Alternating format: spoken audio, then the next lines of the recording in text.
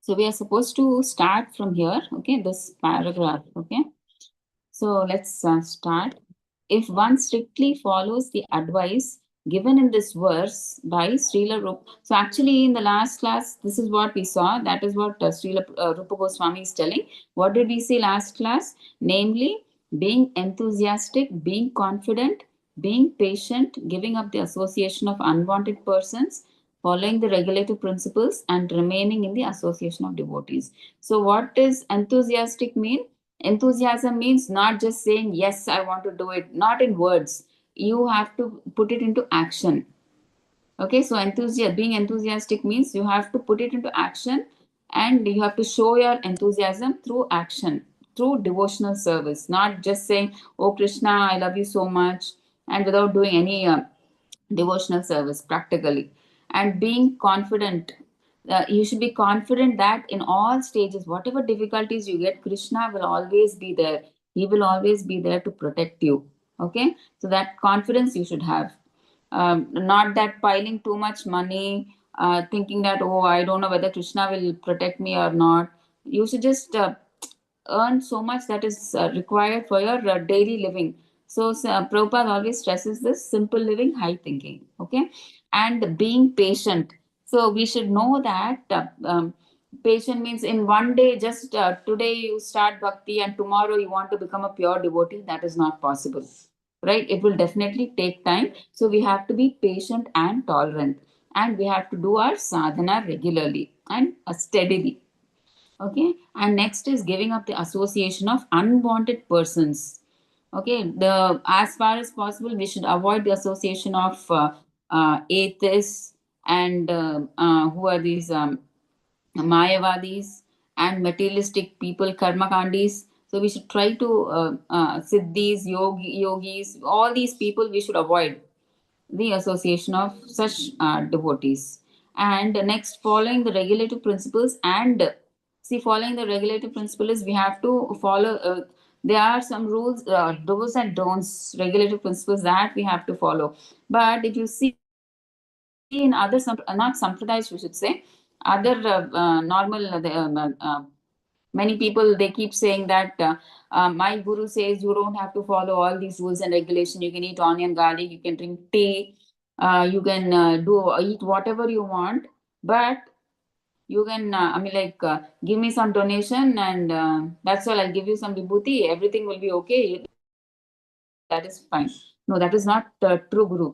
That is not why we approach a guru. We approach a guru so that he will remove all our material this thing interests, and he will show interest in spiritual path. That is why you need a guru.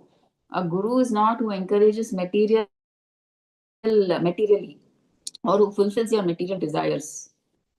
Okay, he may help you in fulfilling material desires so that they will help you spiritually. That could be okay, but not to only progress materially. So we should seek a guru to progress spiritually. That is the main intention of a guru. He wants you to get liberated from this material world. Okay, so that is the thing. So you have to follow the regulative principles. That is why guru tells you what you have to do, what you should not do. So accepting a guru, that too in a disciplic succession, is in parampara, in a sampradaya, is very, very important. Okay, so that is one thing. And remaining in the association of devotees. Okay, so we always have to be, the first and foremost important thing is you have to remain in the association of devotees, because there is so much hypocrisy outside, so much what do you say, quarrels, and this Kali Yuga itself, it's a symbol of quarrel and hypocrisy. Okay, there's so much politics, so much dupliciousness in this world. I know that's why you need association of devotees. Um, so that is very, very important to progress in bhakti, to recharge yourself, at least weekly twice, Saturday, Sunday. I mean, for most of you, Saturday and Sunday who are working also is a holiday. So, on which at least if you are not able to go offline, you can stay connected online. Okay, but somehow or the other, the remaining of the week to be charged up, we have to at least take association online or offline at least 2 days in a week. Okay, that will really help us grow in our spiritual path. Okay, where are we? Yeah. So, what is Srila Rupa Goswami saying? If you do all these, then one is sure to advance in devotional service. Okay. So, in this regard, Srila Bhakti Siddhanta Saraswati Thakura remarks that the cultivation of knowledge by philosophical speculation, the collection of mundane opulence by the advancement of fruitive activities, and the desire for yoga siddhis, material perfections, are all contrary to the principles of devotional service. So one has to become thoroughly callous to such non permanent activities and turn his intention instead to the regulative principles of devotional service. So, as we discussed earlier, Srila Bhakti Siddhanta Saraswati Thakur, who is the guru of Srila Prabhupada, he's saying that we should fix our mind only on devotional service, and we should not divert our mind to all these karma kandi activities or fruitive activities or these siddhis. All these material things we should not get attracted to. The siddhis and what is but the anima, they can become big or small, like that. Or gnanis, right? They don't believe in the concept of personal feature of the Lord. They want to merge into God and into the impersonal feature of God, and they say they become one with God. And we should not associate with atheists also who don't believe in God. So all these people we should not associate. That is what Bhakti Siddhanta Saraswati Thakur is saying. Okay, we should develop that knowledge where we know that devotional service to God is the highest activity. So doing service to the Lord is the highest activity, not just sitting and meditating or don't believe in God or God is impersonal or being immersed in material activities like earning money or getting involved in intoxications, all such kind of things. Okay, so according to Bhagavad Gita 2.69, see, this is very important shloka. I thought I'll describe. I've written in my notepad also. According to Bhagavad Gita 2.69, anyway, all of you must have heard this Bhagavad Gita shloka. Ya nisha sarva bhutanam tasyam jagrati yasyam jagrati bhutani sa nisha pashyato mune. So, what is night for all beings is the time of awakening for the self controlled. And the time of awakening for all beings is the night for the introspective sage. Okay, so let's see what does this mean.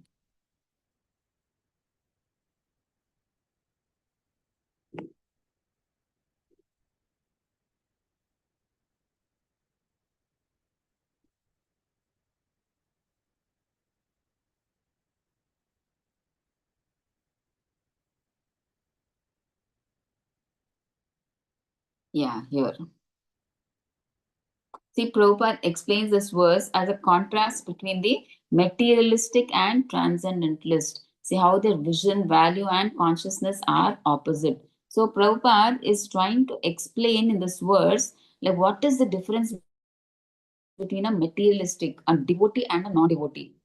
Okay, how do they look forward and what are their values? What is their consciousness? How they are totally opposite. So that is what Prabhupada is trying to tell us. So what is said in the shloka? What is night for materialistics is day for devotees. See, generally, ordinary people are asleep to spiritual life. Okay, the non-devotees they are talking about, ordinary people, they are asleep to spiritual life. They're not at all interested in spiritual life.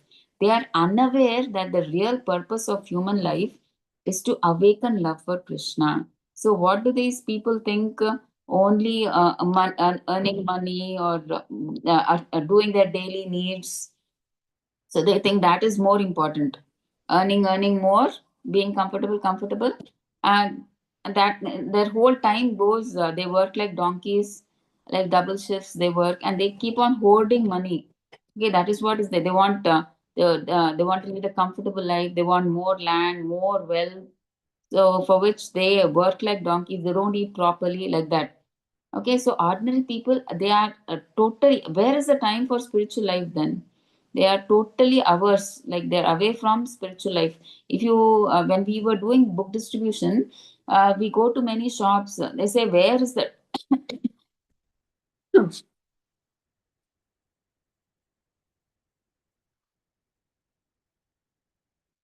See, when we do go to book distribution to shops and on the roads, we see these business person, right, who sell all these different types of items. We tell them, like, please come to the Bhagavad Gita class. They say, where is the time? Morning, we get up at 6 o'clock, then we eat, we come to the shop by 9 o'clock, and then night 10 o'clock we leave. By the time we go home and finish everything, it's 11. Again, we have next day we have to get up and come for our business. Where is the time? That is what they say.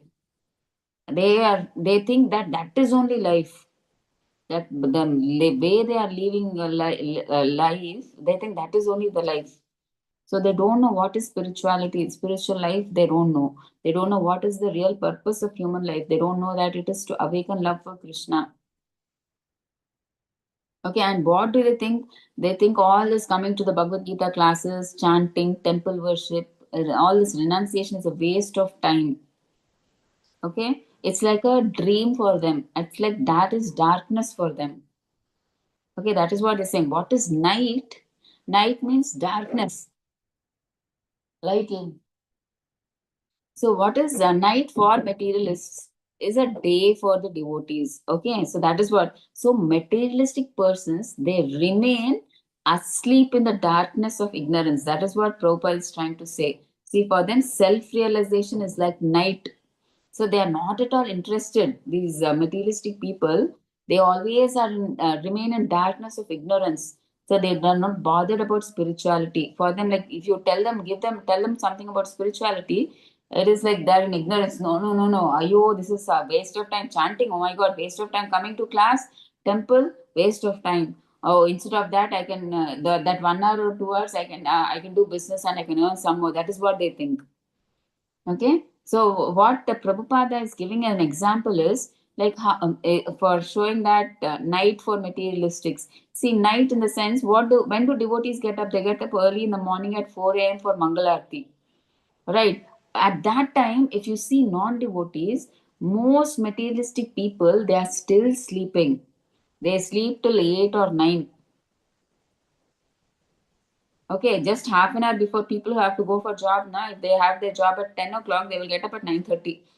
Within half an hour, they will get up ready and they will go to the office. Like that, they'll be. So it is like night for the materialistic people, but it is day for the spiritualists. That's what Prabhupada is trying to say. So when devotees get up at 4 a.m. for Mangalarti, most of the material people are still sleeping. Okay, but spiritually, that is the time of awakening for all the devotees. The devotees, they get up at 4 o'clock, and by 9 o'clock, if you see, they finish everything.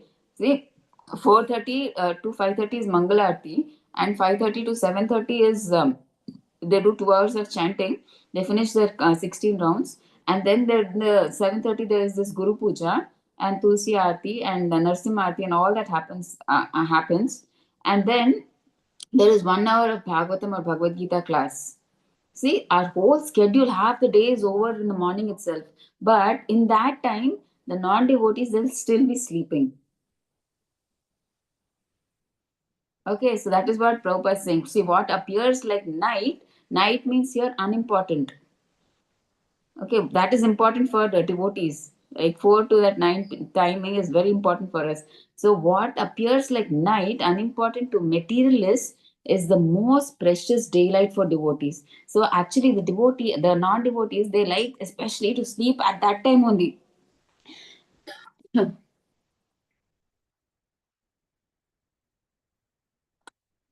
They want to sleep for you wait, try to wake, especially in this cold weather, they cannot get up at all. Minimum to minimum, they'll sleep till 8, 8:30, 8:39, they will sleep. How much ever you try to wake them up, they can't. But for devotees, I mean, that is like 4 a.m. is like darkness, right? It is where you still don't see the sunlight. It's called the Brahma Muhurta. All right, that time they get up and they do all their devotional activities. Okay, so these non devotees are so much in ignorance. Okay, they are sleeping at that time. So that is the meaning of that. And what is day for materialists is night for the sage. So what do these day in the daytime? What do the materialists do generally? Okay, they actually work like donkeys. See what they do. Materialistics are what, and they get up, and the daytime for materialistics is what, busy chasing enjoyment. They are busy working. They work hard like donkeys, and they want to enjoy. Okay, but that enjoyment is not enjoyment for the spiritual people. So the sages see worldly pleasures like money, fame, power as temporary, because they know we have to leave them here. They know that all these money, fame, power, family, everything is temporary, and it is illusory, it is maya. Okay, just as we see dreams are, in a dream, we think everything is real, but once we get up, there is nothing real, right? So they know that this material world is like that. I mean, like everything that we get is like temporary here. Once we get it, we have to lose it. Either we lose that object or we go away from that object. So one thing has to happen. So what they're trying to say, Prabhupada is trying to say is, when materialistic people, they are awake and they're busy chasing enjoyment, the sage remains indifferent, meaning he is not interested in all these materialistic things, enjoyment and everything. So he remains asleep, as if asleep to all that. Because he's not interested, it means that he remains asleep. When the materialistic is a person is awake, means that does not interest. Awake means what he does in that, he does sense enjoyment, he works like a donkey, like that. But a sage or a spiritual person is not interested in all these temporary pleasures, so he remains indifferent. Okay, so what is the example given by Prabhupada? When people are running after sense gratification, parties, and luxuries, power. See, you see all these non-devotees, they are just waiting for a chance when they can go to a party, or when they can go to a restaurant, when they can go to a cinema, or get together. They were planning for all these, when we can go to clubs and all that. So the devotee remains detached to all these. Okay, so he knows that all this is just a waste of time. It is like temporary and it's just a waste of time. Okay, so what should we do? What does a person do? Samyami. What does a self controlled person do? So the Samyami controls his senses and mind. So that is why actually Rupa Goswami is giving all these rules and regulations, right, for us. Somehow we have to control the senses and mind.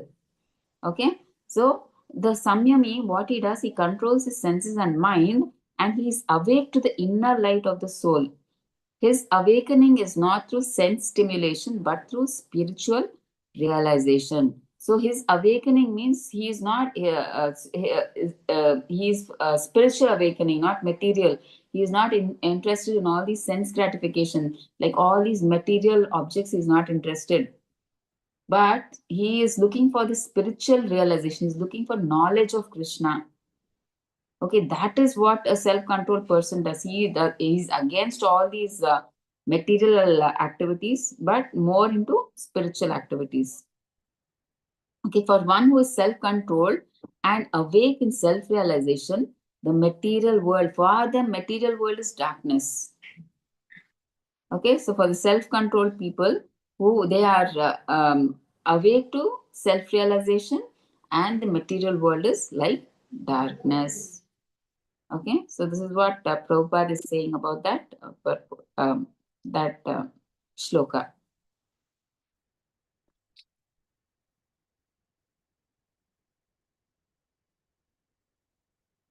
Okay, so engagement in the devotional service of the Lord is the life and soul of the living entity.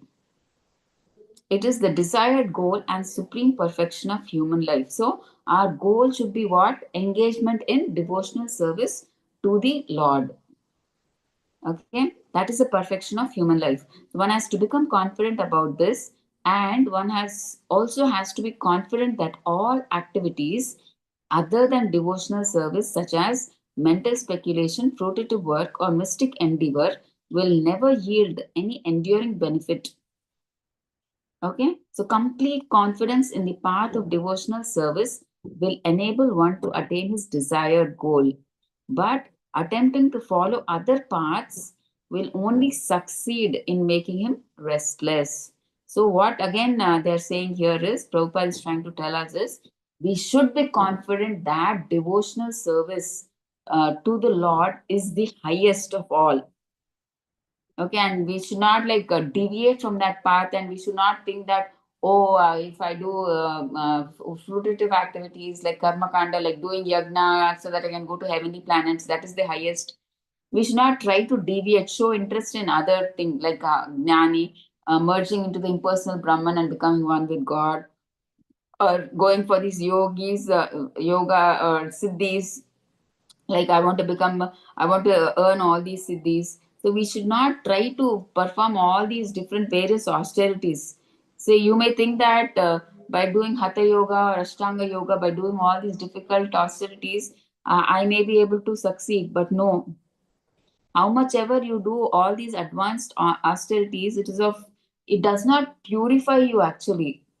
You may try to twist your body, twist your nose, twist your hands, twist your legs, or do severe austerities. But unless your mind changes, your senses are controlled naturally, you cannot, what do you say, you cannot reach the desired goal. That can be done automatically when you do the transcendental devotional service, where your senses and mind are automatically engaged. You are not forcefully stopping them. In other parts, you have to forcefully stop them, restrict them. But in a devotional service, what happens is you're using all your senses in the service of the Lord. Your mind, you're thinking about Krishna when you're doing that seva. Your eyes are seeing the Lord, or your hands are doing some service to the Lord. Your legs are taking you to the temple. So everything is naturally like you're involved. I mean, like automatically purification takes place. You don't have to make a special endeavor. Okay, so people, that's why we should have that deep understanding that devotional service is the ultimate service which will take us to God, take us back to Godhead. So first we should know that is the only thing that will help us. Because some people, they don't know that devotional service is the highest goal, and they just come to the temple, they do seva, and they don't know that that is the highest. They do this also, and they do karma kanda also, they all these things also they do, because they don't know the reason behind that. They don't understand that if you do a devotional service, that is more than enough, and it automatically purifies us. They don't know all that philosophy. So they think, okay, doing this is also okay, that is also okay, everything they will do. Okay, they do all the other activities like gnana kanda or karma kanda because they have no proper understanding that devotional service is the highest. If they know the philosophy behind that devotional service is the highest, nobody will go to the other activities, right? So it is further stated in the 10th canto, although mental speculators and fruitive actors may perform great austerities and penances, see, they still fall down because they do not have information about the lotus feet of the Lord. So, what happens? These karmakandis, even though they go to heavenly planets, what will happen once their pious credit is over? They what do they do again? They have to come back to this material world. And even these gnana yogis, they merge into the impersonal Brahman. So, how much time they can sit in that light? They can be eternally like that, but how much time can you just stay without because the soul, the living entity, is sachidananda. Uh, it is said to be full of bliss, but where's the bliss when you're just sitting in that light over there? No bliss, right? So they also come back again to this material world. So there are chances in both these, they may come back, but the devotees of the Lord, however, never fall down. In Bhagavad Gita 9.31, the Supreme Personality of Godhead assures Arjuna, Kaunteya pratijanihi name bhakta pranashyati. See, O son of Kunti, that is Arjuna, declare it boldly that my devotee never perishes. See, my devotee never, nothing will happen to him. Krishna is saying. He's asking Arjuna to declare it boldly. Okay, because if he declares, we know how Krishna is, right? He breaks his promise. We've seen that in regards to Bhishma, he actually said he will not take any weapon, but he broke his promise for Bhishma. He took a weapon, right? The chariot wheel. Okay, for to keep the word of his devotee, he breaks. So that's why here Krishna is saying, you say Arjuna, if you say, then I will definitely. I may sometimes change. If I keep a promise, I may sometimes break my promise. That's why you say, declare it boldly that my devotee never perishes, he's saying here. So again in Bhagavad Gita 2.40, Krishna says, Neha Vikrama Nashosti Pratyavayo na vidyate Swalpam Apyasya Dharmasya Trayate Mahato Bhayat. So, what does that mean? In this endeavor, there is no loss or diminution, and a little advancement on this path can protect one from the most dangerous type of fear. See, any material activity that you do is temporary and it is pertaining only to this body. But even a small spiritual activity that you do, there is no loss in that. But if you do little bit of, even a little bit on advancement on the path of spirituality, that will protect you from the most dangerous type of fear. So Krishna will think, Radharani will think, oh, this person has done so much seva, even though we have done this much, they will like magnify it and they say, so much seva he has done. Like that, they will take it. Okay, like that. So, devotional service is so pure and perfect that once having begun, one is forcibly dragged to ultimate success. See, that's what they're saying. Devotional service, if you is so pure and perfect that if you start it, you are forcibly dragged to ultimate success. Even if you know it or don't know it, if you start doing devotional service, it will give you that ultimate success. You'll go back to Godhead. Sometimes a person will give up his ordinary material engagements and out of sentiment will give up his ordinary material engagements and out of sentiment take shelter of the lotus feet of the Supreme Lord and thus begin the preliminary execution of devotional service.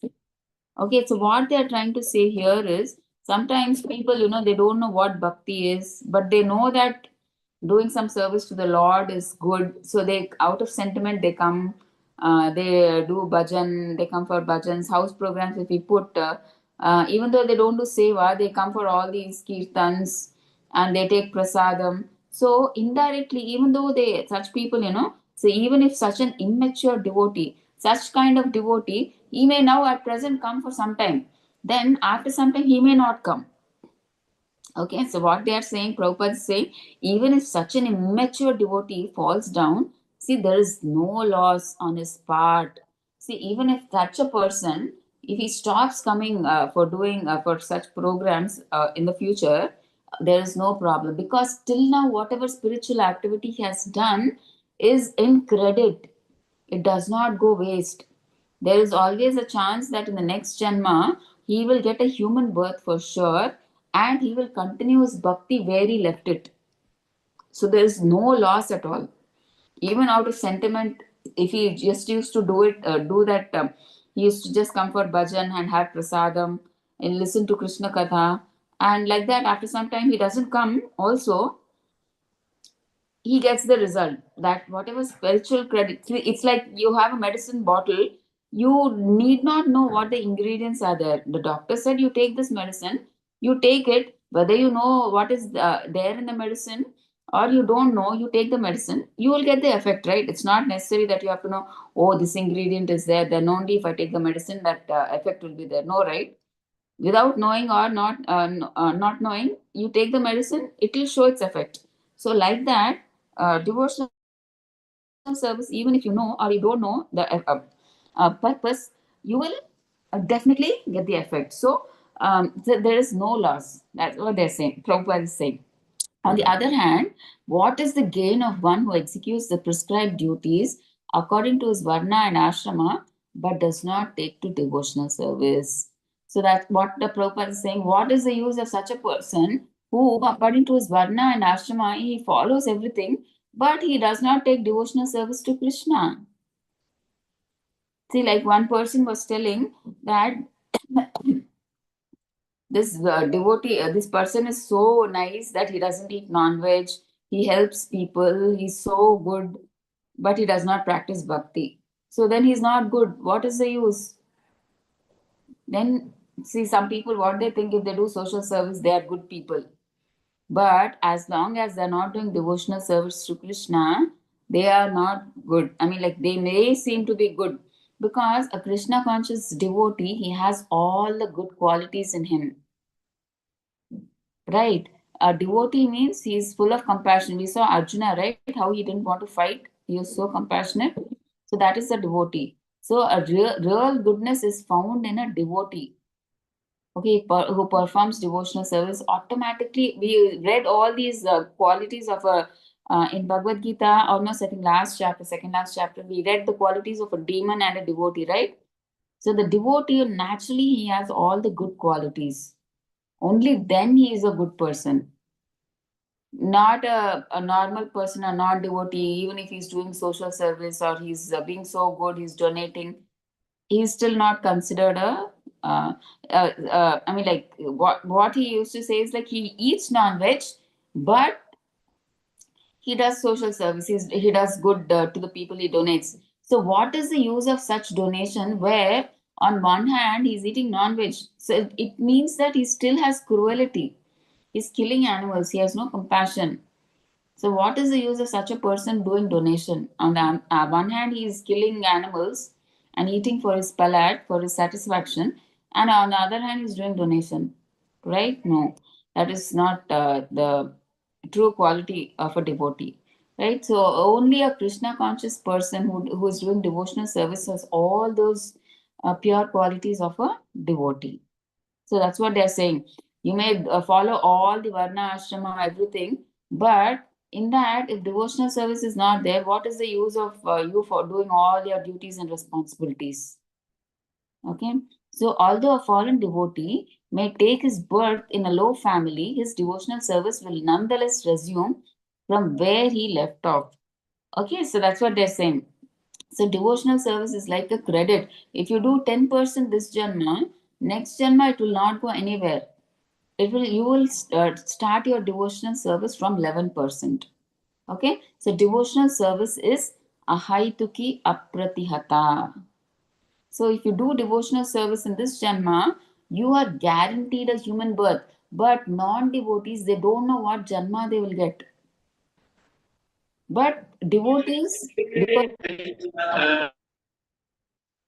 Hare Krishna, please try to mute yourself. Hare Krishna. Thank you so much. So devotional service is ahaituki apratihata. Okay. So what is this ahaituki apratihata means? It is not the effect of any mundane cause, or can it be terminated by any mundane cause, or permanently curtailed by any material interruption. Therefore, a devotee should be confident about his engagement and should not be very interested in the activities of karmis, nanis, and yogis. So we'll see this apratihata, ahaituki apratihata, one second. See? So, Srila Prabhupada explains that pure devotional service or Shuddha Bhakti is unique because it is ahaituki. Ahaituki means there is no reason behind it.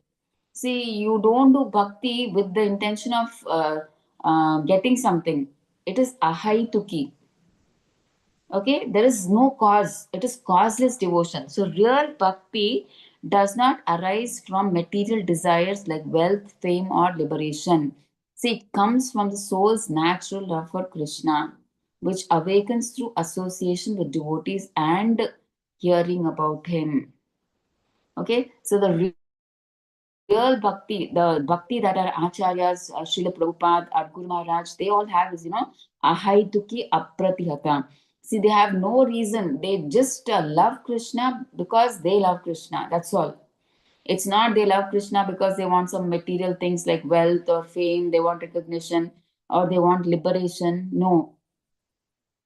They just want to love Krishna because they want to love Krishna. That's all. Okay, there's no reason to love Krishna. Okay, so that is high to keep causeless. So no mundane cause. It's not for some material cause that they love. They do devotional service. Okay, it's just causeless. Not birth, background, education, or ritual can produce bhakti. So it is causeless, a mercy of the Lord and His devotees. See, some people they may think that it's not necessary that, oh, if I'm born in a rich background, I will get bhakti nicely because I have so much money. Or if I'm born in a poor background, oh no, no, he's a Shudra, he's very poor, he can't, how can he do bhakti? No, not like that. Or he has no education, no knowledge. He how can he come to bhakti? Or he has too much knowledge. Oh yeah, he's a perfect for coming to bhakti. Not like that. See, bhakti, what Prabhupada says, anybody can take to bhakti. Okay, it is causeless and it's a mercy of the Lord and his devotees. Only, see, all of us, if you just look back, all of us have come into this Krishna consciousness or ISKCON because of the causeless mercy of a devotee. So one devotee approached us, right? He gave us the explanation of spirituality, of Krishna consciousness, right? So that is the causeless mercy of that devotee that we have come to. We are able to practice Krishna consciousness now. It's not like we, with our effort, yes, I have done it and I've come, I've achieved it. Not like that, right? All of us, because of the mercy of some devotee they got us to this Krishna consciousness. It is purely their mercy.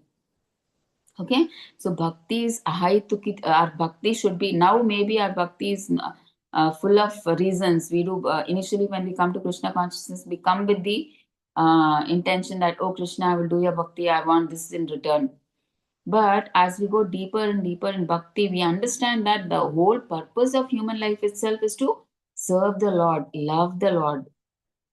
But now we don't have that loving tendency towards the Lord because we have so many impurities.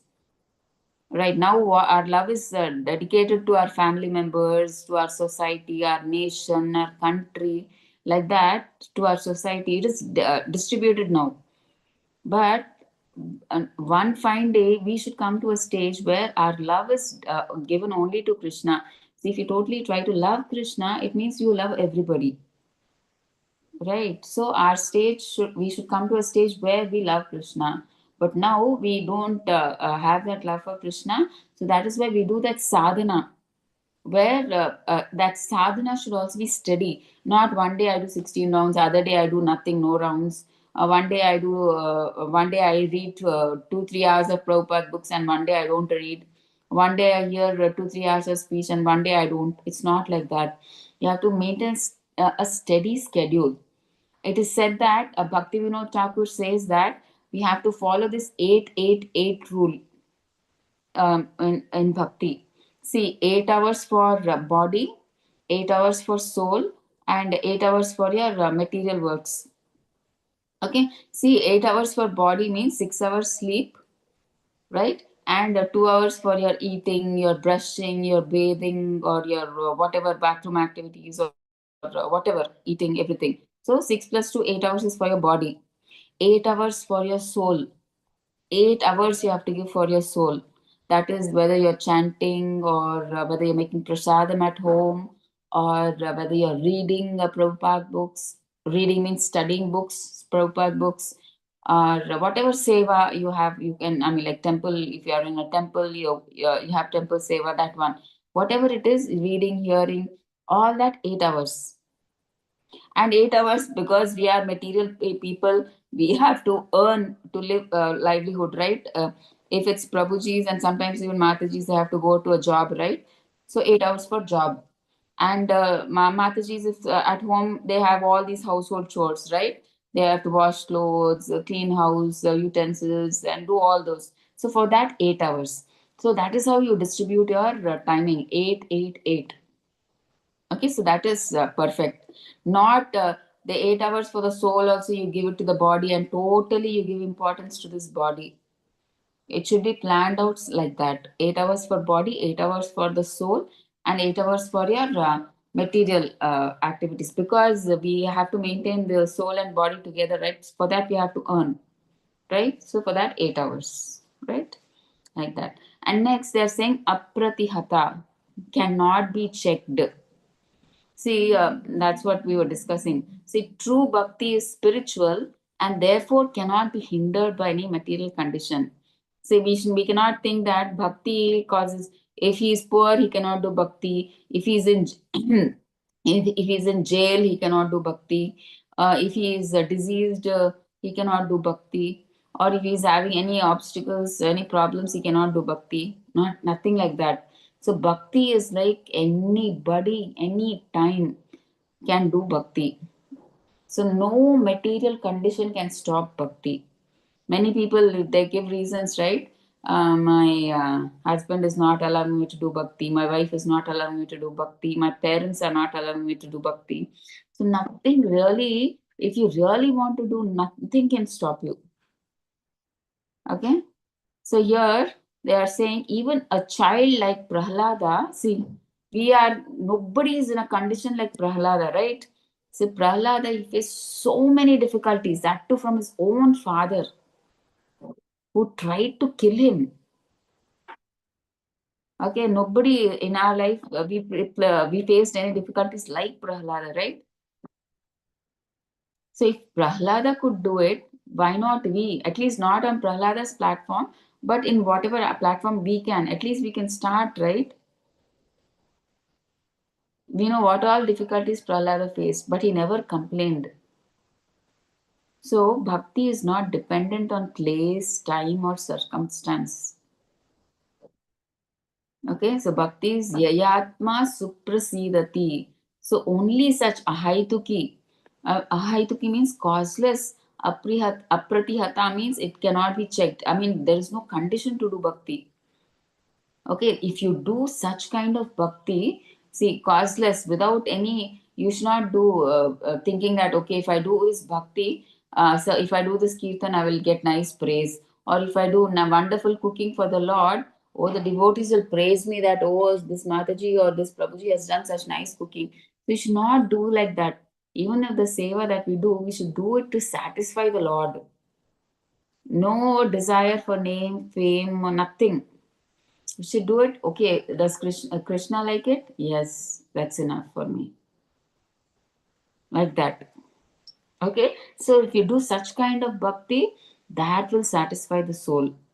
So we should all pray that one day we all should come to that stage. Ahaituki apratihata. So material satisfaction is temporary. See, whatever credits, see, suppose you are you got a job promotion. That is temporary. Only for 1 or 2 days, everybody will congratulate, appreciate you. That's it. Forget it again.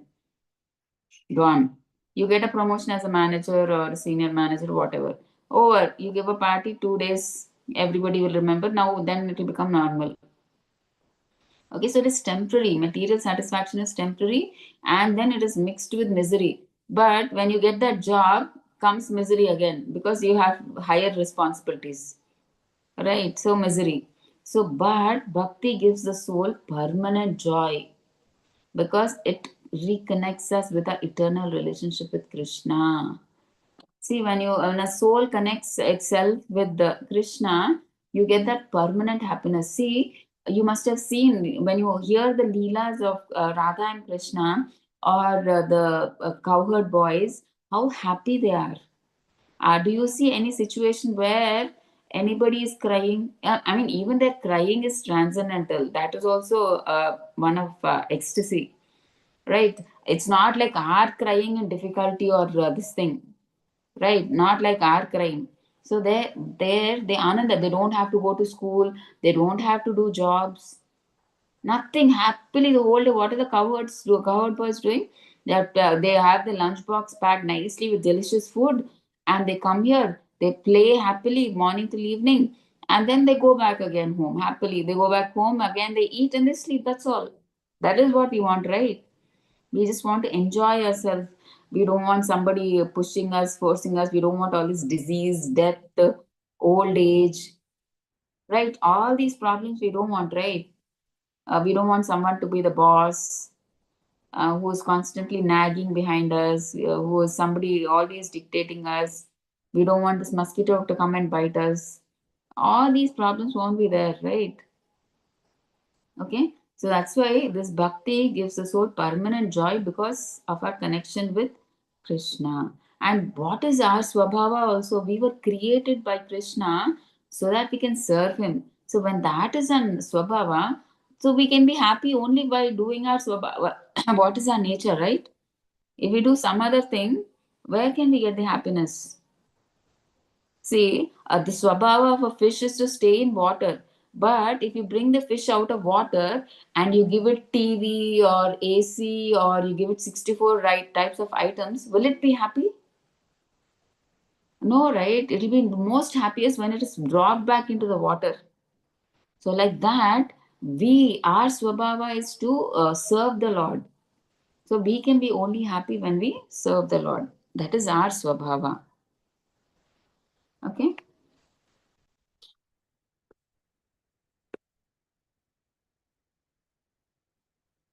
Okay, so it is not the effect of any mundane cause, nor can it be terminated by anyone. So this we've read, right? Yeah.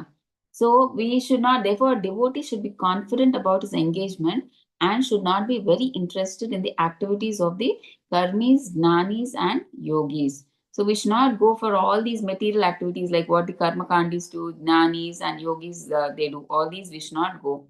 So we should be fixed that devotional service is the only thing that I'm going to do, and that is only going to give me the highest satisfaction, and that is my goal of life. So doing devotional service, I should go back to Godhead. There are certainly many good qualities among fruitative actors, philosophical speculators, and mystic yogis. But all good qualities, see, automatically develop in the character of a devotee. No extraneous endeavor is needed. As confirmed by stream. See, additionally, we don't have to see act or pretend that we are good. See, all these nanis or karmakandis, since they are not purified, their mind and senses are not purified, right? So they may pretend to act outwardly that they are good. The way they talk or the way they act, they behave. So they may act as if they are good people. But the devotees, by engaging in devotional service, automatically they get purified. It's not like inside they are one and outside they are one. See, all the good qualities automatically develop in the character of a devotee by when you because your senses and mind are automatically engaged in devotional service to the Lord. So automatically what you get all the qualities of the Lord or the devotees, pure devotees. And we saw what are the pure qualities of a devotee, right? So just by automatically doing this, we get so many benefits. We get all those qualities of a devotee. So you don't have to pretend inside you are one, outside you are one, like that. Okay, so no extraneous endeavor is needed. Just if you do devotional service, all the good qualities will come off. As confirmed by Srimad Bhagavatam 5.18.12, all the good qualities of the demigods manifest progressively in one who has developed pure devotional service. So that's what we talked about, right? Because the devotee is not interested in any material activity, he does not become materially contaminated. Yeah, we know that, right? A devotee is not interested in any material activity, okay? Because he does not want to become contaminated. So you know how difficult it is, like once you come back to the material platform and to bring such a person to spirituality is very difficult. Okay, so he is immediately situated on the platform of transcendental life. However, one who engages in mundane activity, be he so-called gnani, yogi, karmi, philanthropist, nationalist, or whatever, cannot attain the higher stage of Mahatma. He remains a duratma or cripple-minded person. See, the gnani, yogi, karmi, they artificially they suppress their mind. See, a gnani, by force, he controls all his desires. Okay, so they are artificially controlling. So, how much time can we control artificially? It's not possible, right? And the yogi also, the yogi, yogi. he has all these siddhis. He's more into materialism. So if he's so much into materialism, how can he come into bhakti? And Karmi also same thing, right? He does all these yagnas to go to heavenly planets. So all these people, um, they cannot attain the highest stage because they are on the material platform. They still want that name, fame, honor, everything. Okay, so they cannot attain that highest stage of Mahatma. Mahatma means a pure devotee, that Shuddha Atma stage, Paramahamsa stage. So he remains a Duratma or a cripple minded person. So according to Bhagavad Gita 9.13, Mahatmanastumam Partha Daivim Prakritim Ashrita Bhajantyananya Manaso Natva Bhutadim Avyayam. So, O son of Pruta, those who are not deluded, the great souls, are under the protection of the divine nature. They are fully engaged in devotional service because they know me as the Supreme Personality of Godhead, original and inexhaustible.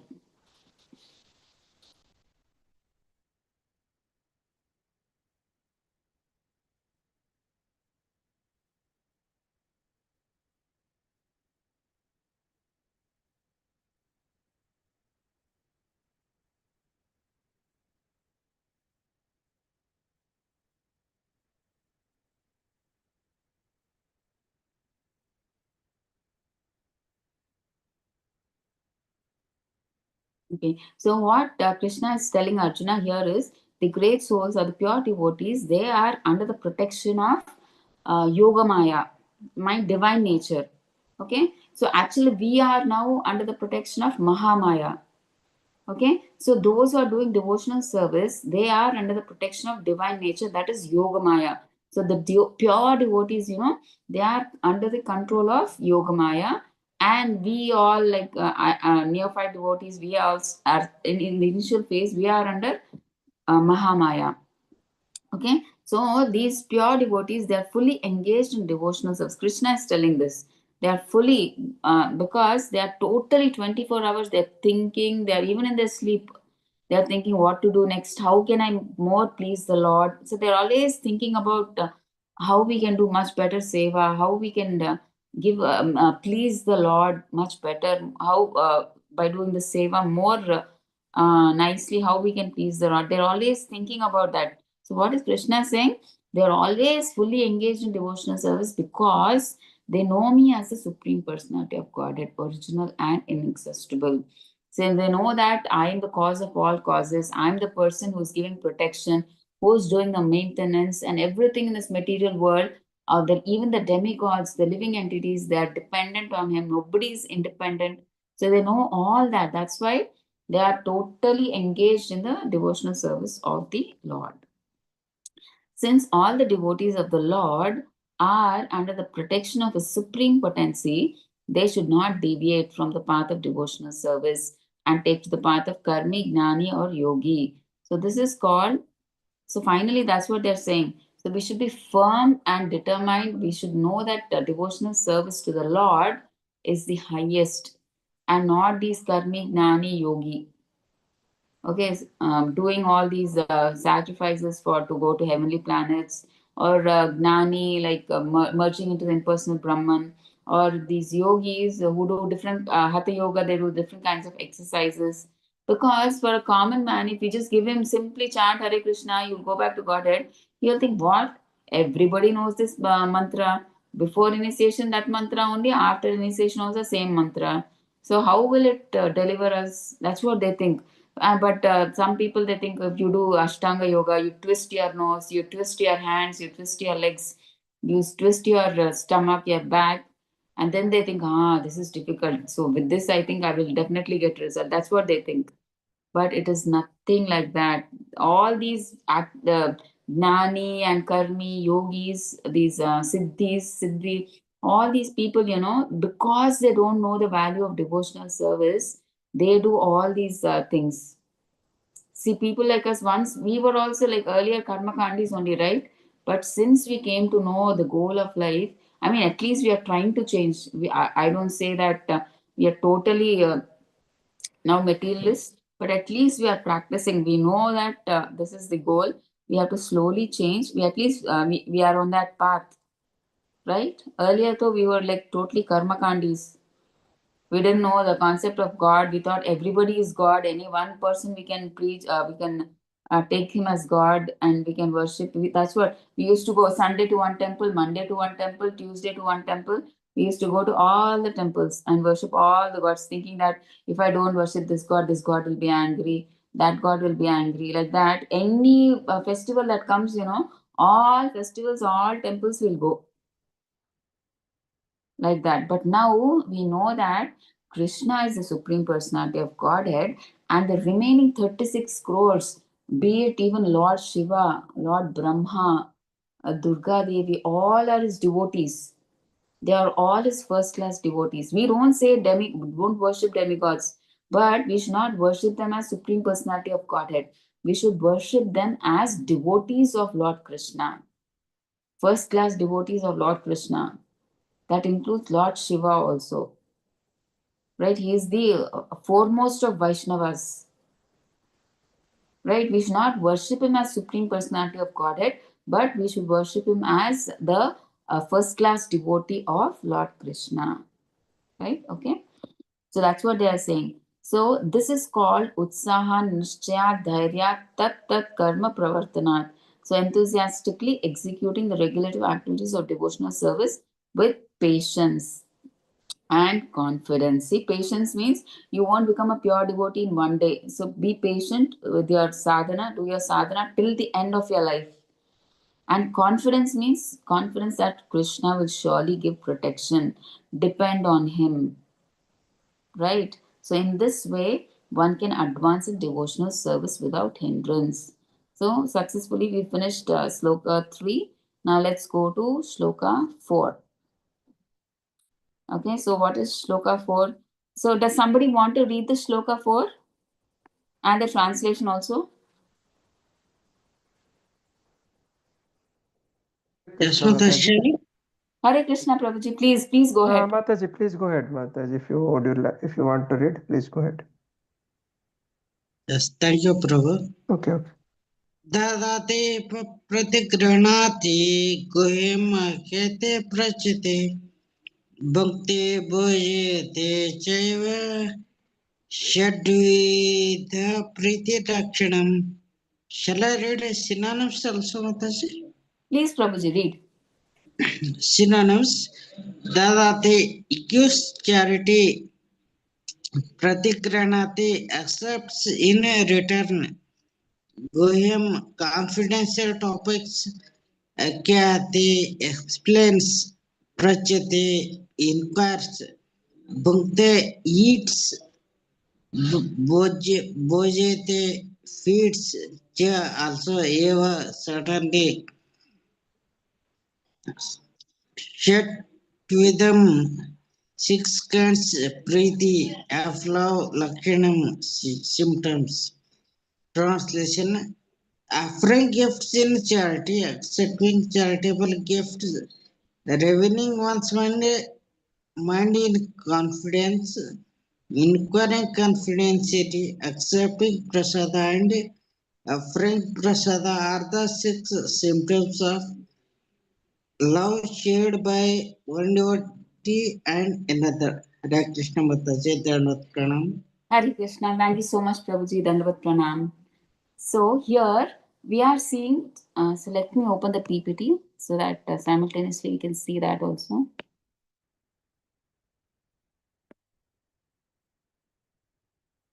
Okay, so so as usual, we have the same thing in the slides. So text 1 to 7 is Vaidhi Sadhana Bhakti, and text 8 from 8 onwards it is Raganuga Sadhana Bhakti, and text 9 to 11 is Bhava Bhakti and Prema Bhakti. So we are still in text 4.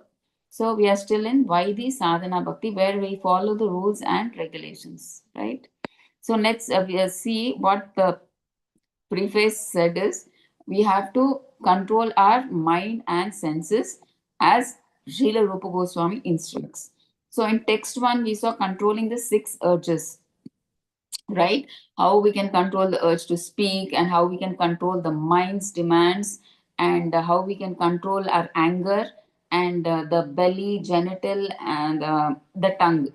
So we saw how we should control the six urges, right? The mind and senses. And next we saw in text 2, we saw what are the obstacles to devotional service, what all obstacles we should remove. And text 3, just now we saw what are the principles that aid devotional, that help us in devotional service, the 6 points we've seen. And now today we see in text 4 the loving exchanges. So what are these? Why should we have these loving exchanges between devotees? Right. So in the previous lessons we mentioned that one's desires and ambitions develop according to the company one keeps. Right? We said we should always be in the association of devotees, right? See, birds of a same feather flock together, right? So if we are having that same mind, like if we associate with devotees, we also become like devotees. Okay, so that is why association is very important. So here we'll know what exactly to do in association. Okay, what is the importance of association, right? Okay. uh, so our desires and ambitions also change according to the company we keep, right? So we mentioned that one's desires and ambitions develop according to the company one keeps. So your mind automatically changes. If you associate with good people, with devotees, you become like a devotee. You associate with tamoguna people, you become like a tamoguna, right? You associate with satvaguna people, you become a satvaguna person. You get all those qualities.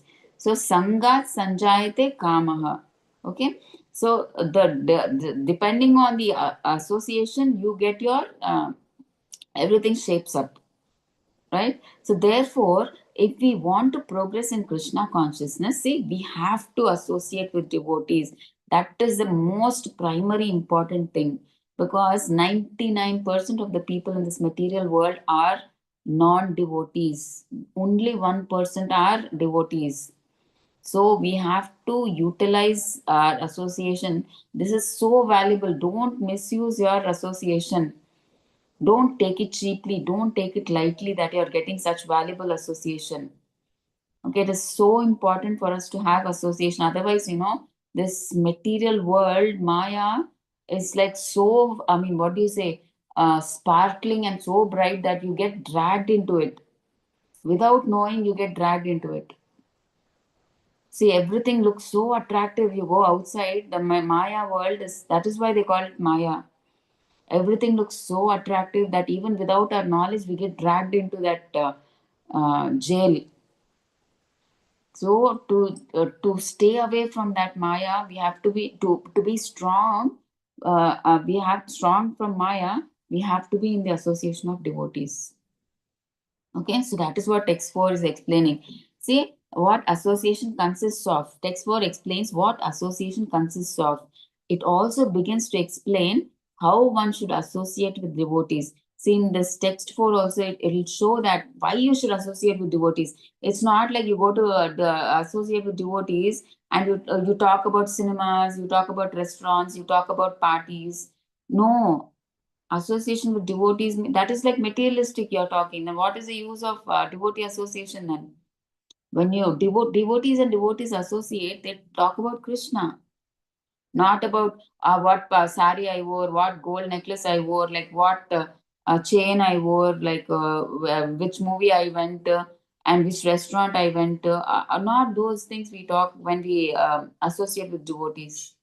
We talk about Krishna Katha. So we'll see that what we associate. So this is the shloka that we read. Dadati pratigruhnati guhyam akhyati pritchati bhungte bhojayati chaiva shadvidam. See, 6 ways. Priti lakshanam. So these are 6 ways by which we can associate with devotees. What is it? You give gifts to devotees and you take gifts. You tell what is in your mind, that is about Krishna consciousness, and you would inquire from them what you want. Like say you see, like you have a problem in like you're not able to chant, so you tell that to a devotee and that devotee will give you suggestions, or you talk about Krishna katha, right? You tell, today I read this book, and then that devotee will say, oh, so wonderful, and then he will say, today I read this, and that exchange. So that is the second point, second exchange. Third is like generally in material world also we invite our friends to our place. So like that we invite devotees, we give them prasadam, and we accept prasadam when we go to their home. Again, see, you invite them, they again call you to their house. So you invite and you have prasada, you give them prasada. So these six things, like you give gifts when you go to and like generally you visit your friend's house, you just don't go empty handed, right? You take a box of sweets or fruits or something and you go, right, as a gift or something, right? So like that you give I mean, like you give a Krishna conscious gift, not a material gift, right? You give something and gift, and when you go to their house you give them something, so like that. Okay, so it is reciprocal either ways, right? Like that. So the six loving exchange. So when you have these loving exchanges, what happens? Society is nourished by them, and ISKCON has established to facility has facilities these six loving exchange.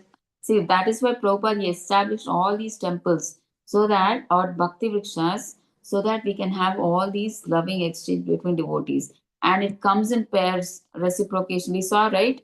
It comes in pairs. You give gifts, you take gifts. Okay, you give your mind to them, and they give your mind to you. And you give prasadam to them, and they give prasada to you. Right? So it comes in pairs. So I'll explain it in detail. I'm just giving a slight explanation. And giving versus taking association. So you always have to give your association to material people. Don't take their association. Okay, that in detail we'll see. I've prepared notes, so we'll see in the notes.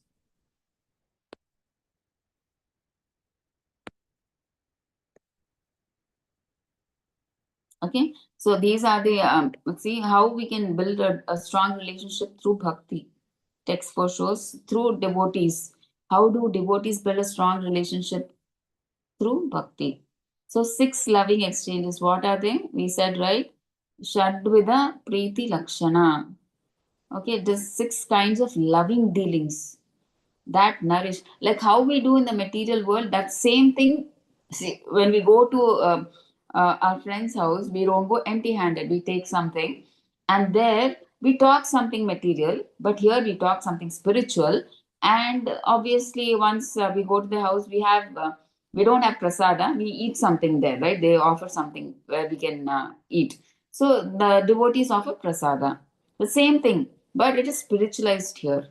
Okay, so that how we develop love materially, the same way in devotees we develop that loving bonding here too. Okay, so that's the same thing they're trying to say here.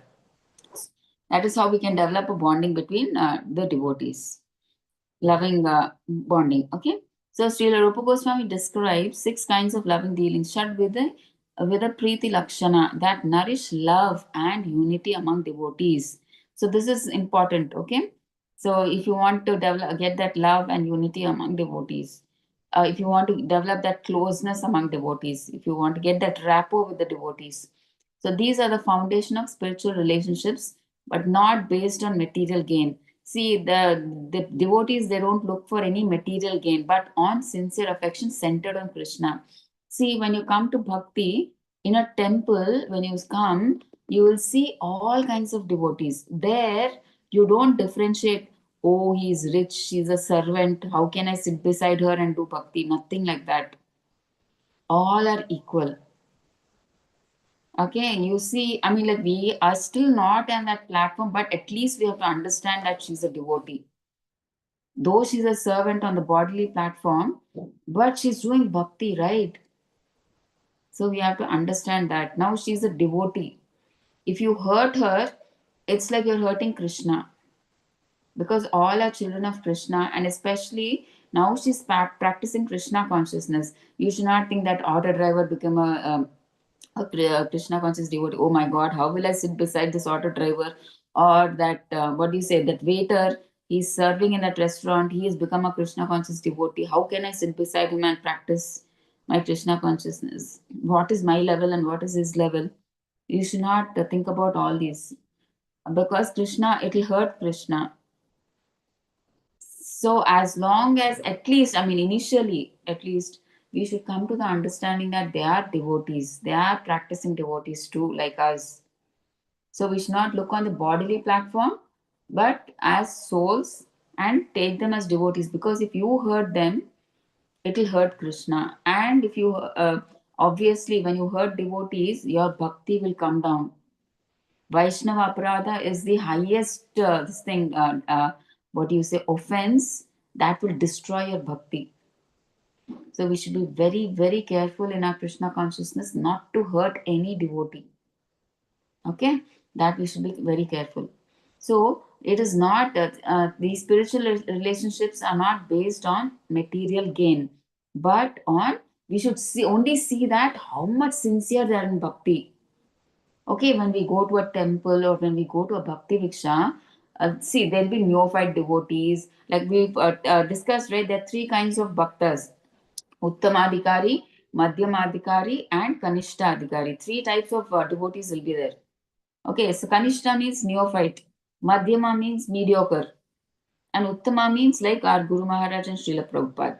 So we should, because we want to get a battery charged, we should associate with, we know like who is sincere in bhakti, right? So we should try to take association with such devotees, and then we should recharge our bhakti for the next whole week.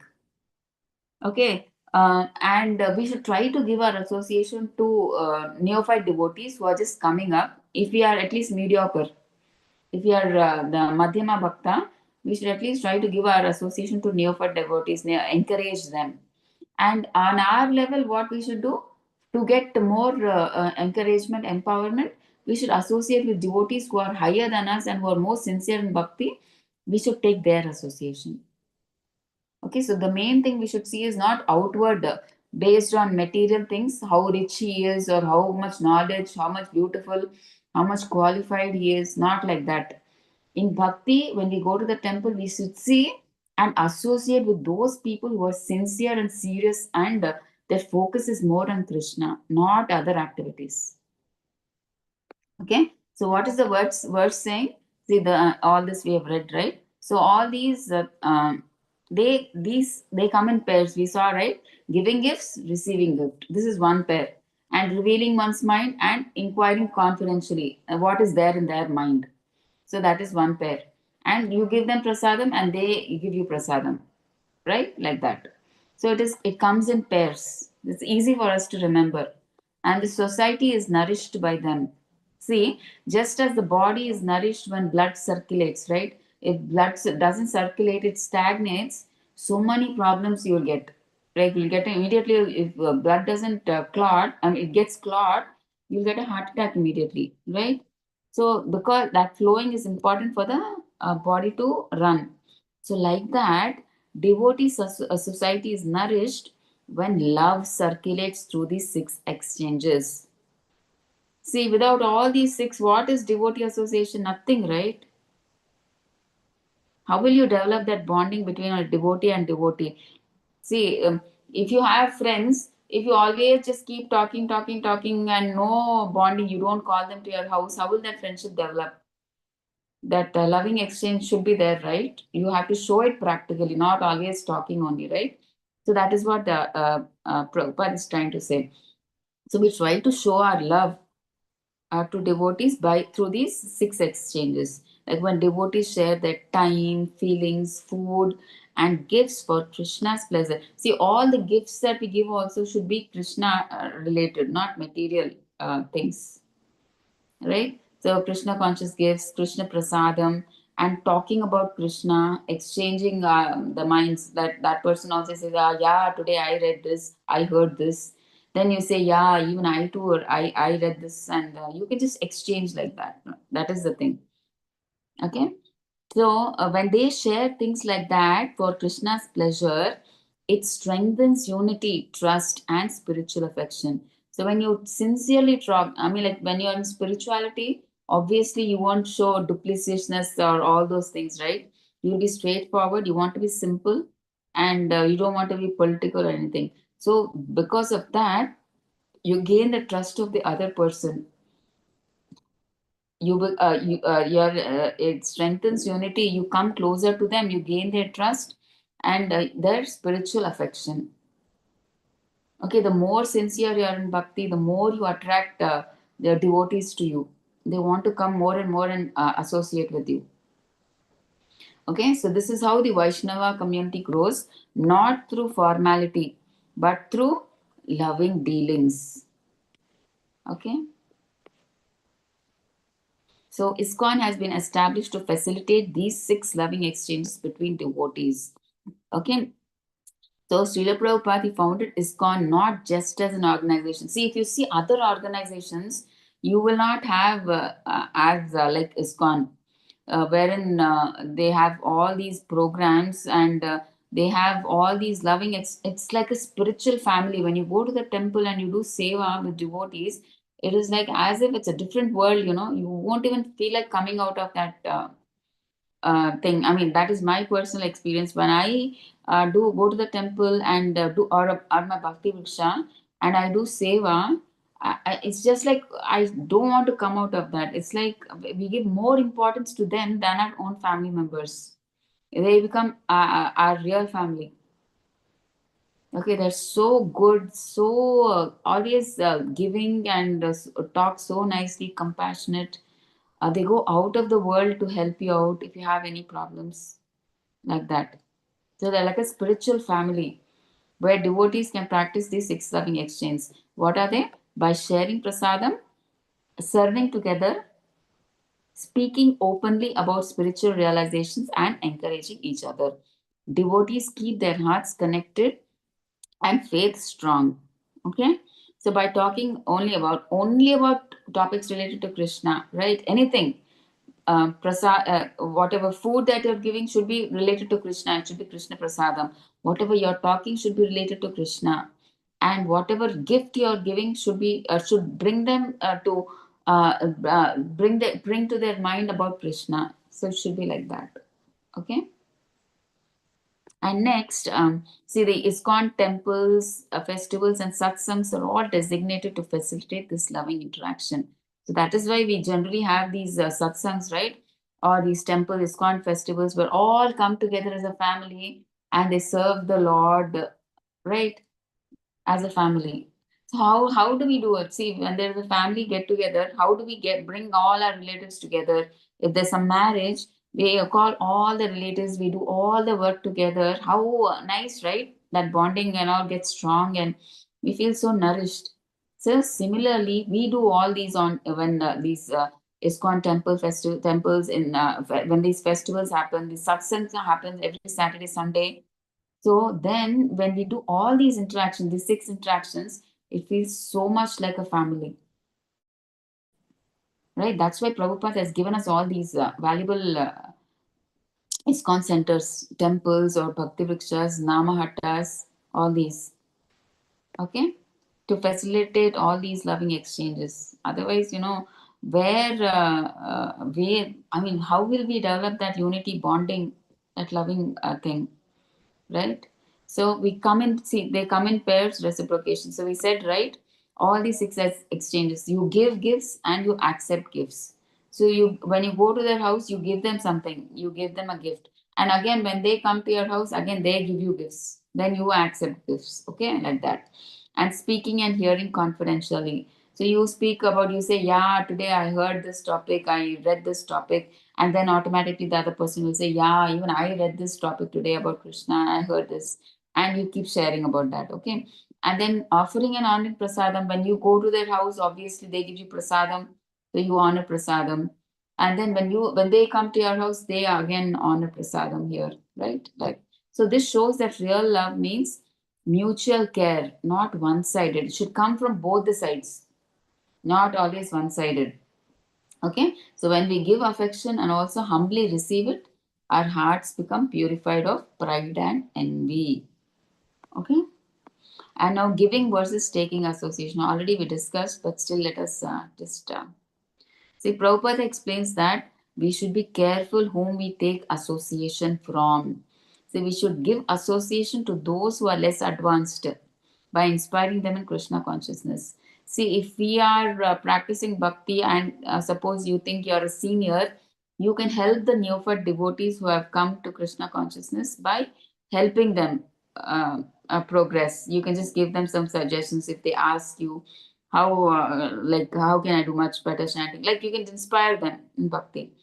Okay, and we should take association from those who are more advanced by hearing and learning. So, and we should try to take if we are not neophyte devotees and we have been practicing bhakti for quite some time, so we should take association from more from advanced devotees, right? Who we think that by talking to them or by associating with them, that we can get recharged the whole week, right? So like that we have to associate. Okay, and one more thing is like giving and taking association also. Like most of the time we are with materialistic people, because either through jobs or whatever we have to associate with outside people when we go to shops, or most of the time like we are with material people. So we should try to give our association to them. We should not take their association. We should not listen to all the prajalpa that they are trying to tell. In fact, we should somehow try to escape from them, or if possible, try to give our association about Krishna consciousness very carefully, very subtly. Okay, but we should not take their association. If you take their association, that's it, we have gone down. Okay, so that is the thing. So we should give and take association. And our message, when you take association also, we should, it should not be material.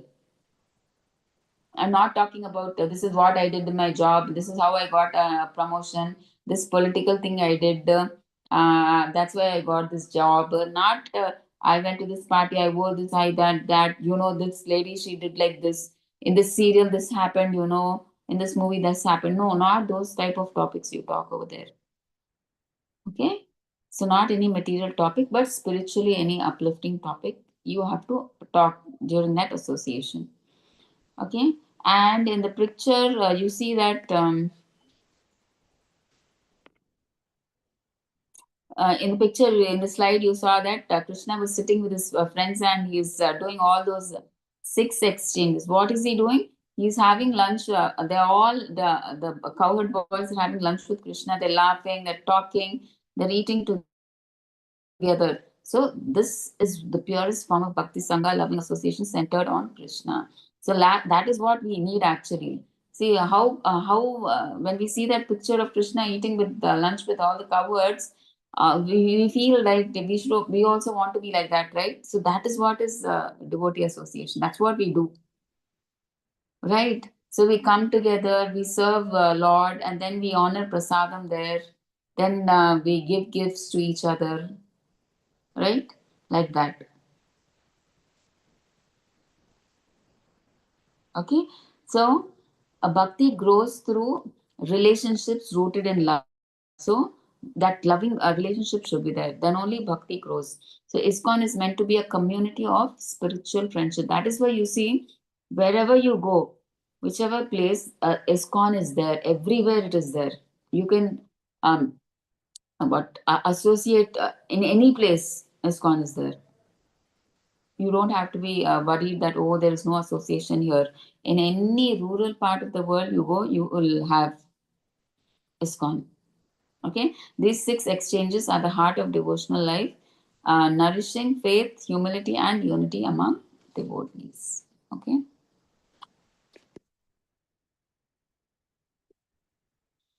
See this picture, how blissful all are. Everybody they're giving to Krishna, and Krishna again gives them prasada, and they're talking to Krishna about all the leelas. You kill this demon like that, that demon. They're talking about that. So like that, they are happily enjoying, laughing, talking. They're enjoying. They're having the lunch prasadam, right? So first one is charity or gifts. Okay, so what is the main charity is generally done by the grihasthas, right? So that is what Prabhupada is trying to say. Main duty of the grihasthas is that 50% you have to give as donations and focus on giving. Okay, and what is the greatest charity? Harinam, the holy name, purifies all living entities. And the second thing is prasadam. And here you're seeing, right? We'll discuss this also. A fruit seller giving fruits to Krishna, and this is the Srimad Bhagavatam set. So we'll see. Okay, the first two loving exchanges are called Dadati and Pratigrihnati. Dadati means giving gifts, Pratigrihnati means receiving gifts. Okay, so charity or gifts. Okay, Dadati Pratigrihnati. So giving is not just about material charity, but about sharing love and devotion through Krishna-centered gifts. Okay, so what is the main duty of grihasthas? Giving 50%. See, Rupa Goswami says in Nectar of Devotion that how we should use our money. See, 50% it seems we should give to Krishna conscious activities. 50%. Okay, 25% you should give it to relatives. And 25% you should keep it for your personal expenses. Okay, so here our focus is like we have to give 50% as charity for Krishna conscious activity. That is what Srila Rupa Goswami did. He was actually a minister, right, in the kingdom of Hussein Shah, right? So that time he had so much money. So what he did when he finally decided that he will go and surrender his life to Chaitanya Mahaprabhu, he gave 50% for the propagation of Krishna conscious activities, and 25% he gave it to his relatives, and 25% he kept it all as gold coins that he had with one person, so that it may be useful in the future for his brother Sanatan Goswami. And then he left. So that is how we should use our money. Okay, so we can use that 50% how? By supporting temples. Like now, see, in so many ISKCON temples they are building. Like for example, ISKCON Mangaluru itself, right, needs a lot of donations now, because we are all so fortunate because of Namanishtadas Prabhuji. We are getting all this free knowledge now, and Prabhuji is building a college also for all this now, so that they can come offline and they can attend over there. Okay, so much Prabhuji is doing. Okay, so you can help him. I mean, like if you are really interested, you can donate. Okay, for building these temples and preaching, and devotees distributing books, prasadam, spiritual literature, for all these. So much. See, to maintain a temple, so much funding is needed, right? So we can all come together and help. Okay. Help others come closer to Krishna. So by doing this, the Grihastha's wealth becomes spiritualized. See, now your wealth is no longer material. It becomes spiritualized when you use it in the service of Krishna, and it no longer binds you to material life. Okay? So you are not entangled. See, when you use your money for your sense gratification, it binds you to this material world. But when you use it in the service of Krishna, you become akarma. So you don't become you're not bound. You become spiritualized. Okay. You know what the Prabhupada says? If you don't use your money for Krishna and you use it for all other nonsense, then what will happen to your money? You will waste your money either in law on a lawyer or a doctor. Your money will get somehow wasted. But instead of that, why don't you use it on Krishna? That is what Prabhupada says. Those who don't use money for spiritually, the Prabhupada says all their money goes waste like this on lawyers and doctors, like that. Okay, instead of wasting all our money on unnecessarily on that, if we give it to Krishna, it is so useful, right? That's what Prabhupada says. See, one who gives his wealth in Krishna's service is purified and his family becomes blessed. That's what Prabhupada says. And focus on giving, not accumulating. So this is very important. Many people, they don't get the hand to give. They are looking always at what will I get from this person, how will I get more from this person. They are always taking, but they don't give. But real happiness comes from not keeping, but from giving. See, when you donate something like to the needy, you feel so happy. Selflessly, you serve, you get that inner happiness. When you give food to a person who's very hungry, selflessly, without expecting anything, you feel that inner happiness coming within you, right? That exactly, that is what they're trying to say. So you only, I mean, like, you try to give, don't expect anything. They don't expect when you're giving something to the needy, I should take a photo of this and I should put it on Facebook, Instagram. Everybody should know that I have donated. You want name, fame, not like that. Okay. So even a small gift given with devotion, like a garland, tulsi leaf, or book, carries immense spiritual value. See, when you're giving some spiritual thing, gift, don't think it is costly or not. Because anything spiritual, it comes by the blessing of Krishna. Any small thing that is coming to you is a blessing, right? See, for if you are getting a garland, it could be a garland of Lord Krishna who is wearing. You're getting that garland prasadam. A tulsi leaf means maybe that tulsi leaf was offered at the feet of Lord Krishna. So that you're getting as prasadam. So you're so fortunate, right? Getting the prasadam of that. Or a book. Somebody gives you a Bhagavad Gita. So that is also like some people donate books, right? So you could have got a Bhagavad Gita. How valuable is that, right? So it carries immense spiritual value.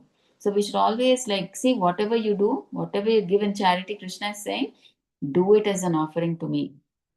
Generally, we nowadays the charity that we do is we do it for our sense gratification, for name, fame. We do. We you see all these great people, these Tatas and Billas or these Ambanis. They do it for greatness to show off that they're giving so much, but they don't do it as an offering to Krishna. Like, see, if you see the ISKCON people, they do so much prasad vitaran, they do like offer and prasad and distribution. So they offer it to Krishna first, right? And then the food gets spiritualized, and then they distribute that prasadam. That is the only thing that they do. They don't give money to anybody like that. They only give prasadam. So what we can also do sometimes, always keep a box in your hand, because most of us are going to jobs or doing our business. So whenever some needy people come, no, or what do you say? Like what do you say? Many delivery boys come to our home also, so we can keep prasadam in our house and we can give one prasadam to them. Or on the road, if you meet any needy people who's begging, and you can keep one box in your bag and you can just give to them. It's like you're giving them Krishna to them, but they don't know, the beggar or the person who's taking that prasadam, he doesn't know he's getting Krishna, but his bhakti journey has started. Okay, so that we can do. It's a small saver, right? We can just make small laddus or whatever is convenient for us at home and offer it to the Lord, and just put one box at home and one box you take along with you, and you can distribute to as many as possible. It's like you're starting their bhakti process. You are the reason for their start of bhakti. So we can do that. Small things like giving prasadam. So we should learn to give, not always accept. I mean, like taking only from everybody. What will he give me? What will he always give me? Yeah, not like that. We don't expect anything. We give more. So that is how the devotees are. They don't look for themselves. They always look for giving, right? And what is the greatest charity that one can do? So the best charity, Prabhupada says, amongst all, there are two. One is giving everybody the Harinam, the holy name. See, nothing, that's the best charity that you can give. Okay, Harinam, holy name. Because Kali Yuga, there is nothing. See, sometimes see, in Corona, during Corona time, were we able to go to the temple? Were we able to worship the deities? Were we able to do anything? Serve the devotees, serve the Lord? Nothing we could do. But at home, could we do Harinam, chanting of the holy name? That we can do at the comfort of our house, right? That is there with us always. So the best charity is, and that is a service, that is one of the best service. Prabhupada says, Most of our spiritual success depends 99% on chanting. That is what Prabhupada says. Okay, chanting of the holy name is so important. So that's why whomever we meet, don't tell them don't eat non-veg or don't drink tea, coffee, or don't do this, don't do that. Don't tell them anything like that. Just tell them, just chant the holy name. That's all. That holy name will take care. They will change automatically. And you don't have to change. I mean, like, once you come into the association and you start chanting, that automatically you yourself, you don't know how, but you will leave tea, coffee, you will leave onion, garlic, you will leave non-veg. Everything automatically will happen. Otherwise, outside, if you physically try to leave all these, it's very difficult. 1 week you will leave, and then again you'll come back to your old ways. But when you're in association and you do chanting, the more you chant, what is happening? Purification is taking place. All the anarthas will go out, because of which you will try to come into sattva guna. When you come into sattva guna, you will not automatically, you will not feel like doing all these things like killing, eating non-veg, or onion, garlic, because they are in tamoguna and rajoguna. They increase tamoguna and rajoguna. And tea, coffee is also an intoxication, right? So that's why we try to give up all these, which affects our bhakti. See, when we are doing in bhakti, we should be in at least sattva, right? If we are in tamo and rajoguna, it is very difficult for us to continue bhakti. So that's why we try to avoid, give up all these onion, garlic, tea, coffee, all these things, non-veg and all that. But initially, when devotees come to practice Krishna consciousness, we don't force them. We tell them, please chant the holy names. And if they ask, I'm eating non-veg, they say, no problem, please don't worry about that. You please start chanting the Harinam. That is what we request them. We just start chanting the holy name. That will take care of everything. Okay, so that is the biggest charity you can give to anybody. So please, when you preach, don't tell them. See, initially itself, you tell them, don't do this, don't do this. What is this ISKCON? Everything, don't do only. Then what to do? They will get scared if you say all the don'ts. So what we should tell them positively. See, it's so good. You do the chanting of the Harinam. It gives you so much happiness. You know, all your anarthas will get cleared away. Automatically, their mentality will change. Right, so just give them Harinam. That is the biggest. And the chanting of the Harinam, everybody says, what is the speciality of this Harinam?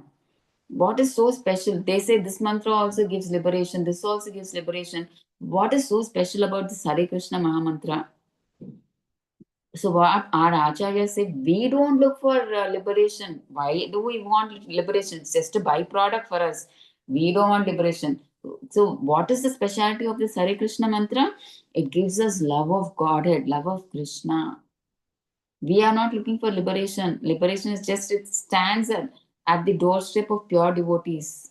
The pure devotee, Bilvamangal Thakur, he says, I don't want mukti. I am looking for love of Krishna.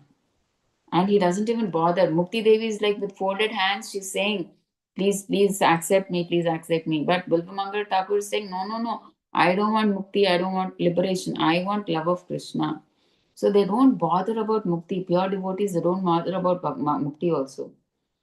Just so powerful is this Harinam. Okay, so distributing the Hare Krishna mantra. So whomever you meet, just don't tell them the philosophy also. Just tell them, even if they're chanting there's some other mantra, you can tell, please just chant one round of Hare Krishna mantra. 108 times, one round you chant along with your other mantra. Just tell them that. That's enough. That will take care. Okay, so distributing the Hare Krishna Maha Mantra is the highest charity because it purifies everyone regardless of caste, religion, or status. Okay, so it's like chanting, anybody can do, even a small child can take part, or even an old man, women, Shudra, dog eater, Chandala, anybody can take care. It's not caste specific or religion specific, anything, rich or poor, American or Indian, nothing like that. Anybody, anytime, anywhere, anybody can do it. Okay, so just by hearing or chanting Hare Krishna, see, one's heart becomes cleansed. The holy name purifies all living entities. Sarvaloka Pavana Nama. It's said in Chaitanya Charitamrita. See, the holy name purifies. You just take it, that's enough, that's all. Okay, so that is the best charity. You give, whomever you meet, tell them, just chant, that's all. Right? And next, prasadam. Okay, sanctified food. Prasadam means sharing prasadam, like food offered to Krishna. So it's also a divine act of charity. It nourishes not only the body but also the soul, awakening bhakti within the heart. See, Prabhupada, see, whomever, like wherever we see, anybody would be interested in food, right? They may not be interested in chanting, or they may not be interested in doing seva, they may not be interested in listening to classes, but like everybody will be interested in food, right? For sure. So Prabhupada, that's why he started this prasadam distribution. Initially, when Prabhupada started, he used to prepare gulab jamuns. He used to call them as bullets, right? And initially, these Americans, they were new to all these gulab jamuns. They used to love them. They used to, and the to attract them, he used to put them in the starting where the entrance of the temple used to be there. And these Americans, they used to come to eat for them. And then after they eat so much, 10 or 11 or some, how many hours to their heart filling, and then they were about to leave, then Prabhupada would say that, he would say like this, and excuse me, gentlemen. And then they would come and they would, Prabhupada would try to give them some words like that. He never forced them, he never insulted them, you're eating and you're going away, nothing, you're expressing, nothing like that. He used to just say, like, very politely, excuse me, like that. He used to call them and he used to talk a few words about Krishna. And he was so compassionate, Prabhupada. He was so compassionate. He used to cry seeing all the Maya in America. The billboards were glittering, shining. He was like, how will I change these Americans to Krishna consciousness? They're so much into sense gratification. How can I? He used to cry, you know? So, like that. So, he started with prasadam. So, many of these Americans, because they were interested in this prasadam, he used to make gulab jamun and different kinds of sweets. He attracted them through all these prasad. Anybody, see, you can sleep while chanting, you can sleep while listening to a Bhagavatam class, and you can sleep while reading a Bhagavatam book. But does anybody sleep while eating prasadam or food? No, right? So that's the main target Prabhupada had. That's why he focuses more on prasadam distribution. At least that way they are starting their Krishna Bhakti. No, and nobody, even an atheist also, he takes prasadam. Nobody says no to prasadam. Even a Gnana yogi or Siddhis, yogis, everybody will take prasadam. Right? So they start their Krishna Bhakti. So that is why Prabhupada, he says that these are the two biggest charities. Okay, if they're not interested even in chanting, give them prasadam. That is also like a purified, sanctified food, right? So gradually, slowly eating, making prasadam at home, and slowly eating, it will purify them. Okay, so these two are like prasadam and Harinam, the greatest charity. Okay. So finally, what Prabhupada is trying to say is grihasthas purify their wealth through giving. Okay, and giving Harinam and Prasadam is the greatest form of charity. And these exchanges build a society based on spiritual love and not selfishness. So we should not be selfish. We should try to always give, not expect anything in return. Right?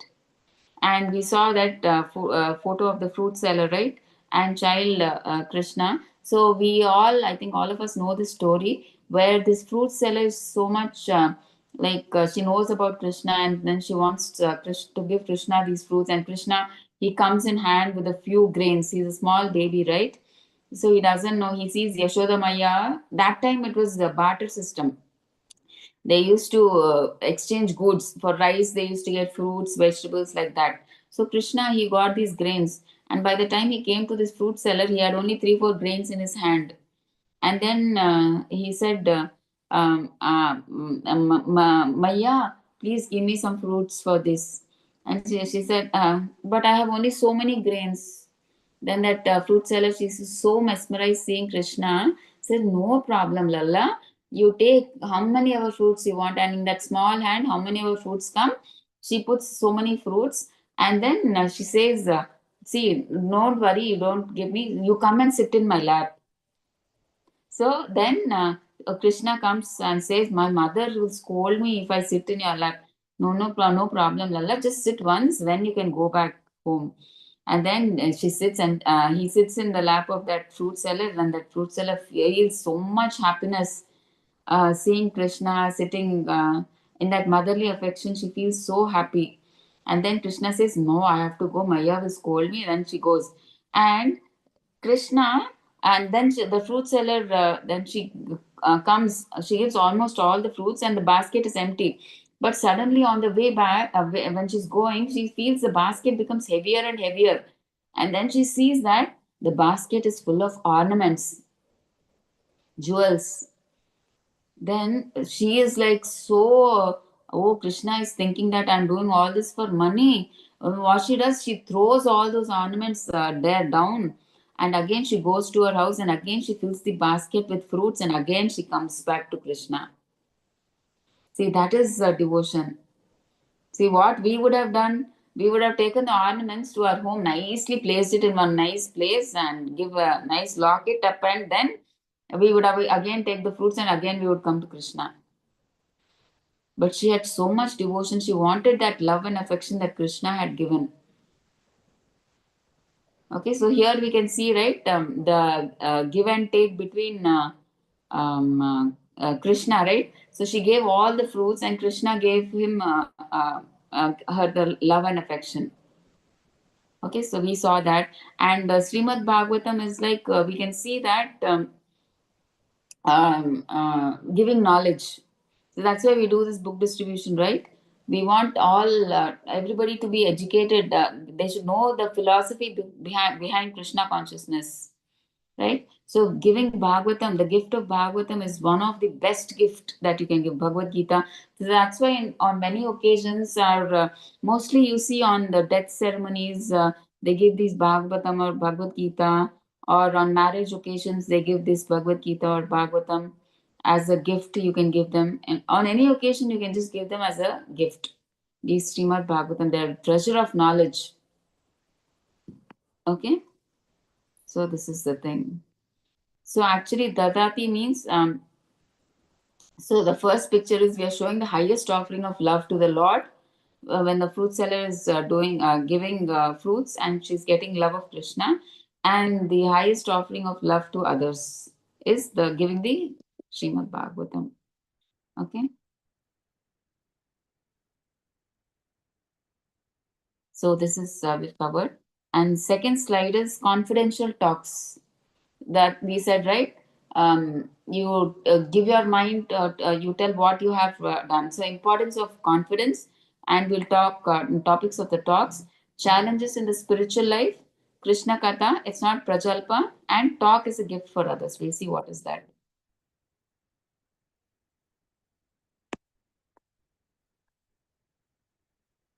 Okay, so this we are talking about the second pair. So first we saw charity, give and take, right? Now we are talking about Guhyam Akhyati Pruchati Cha.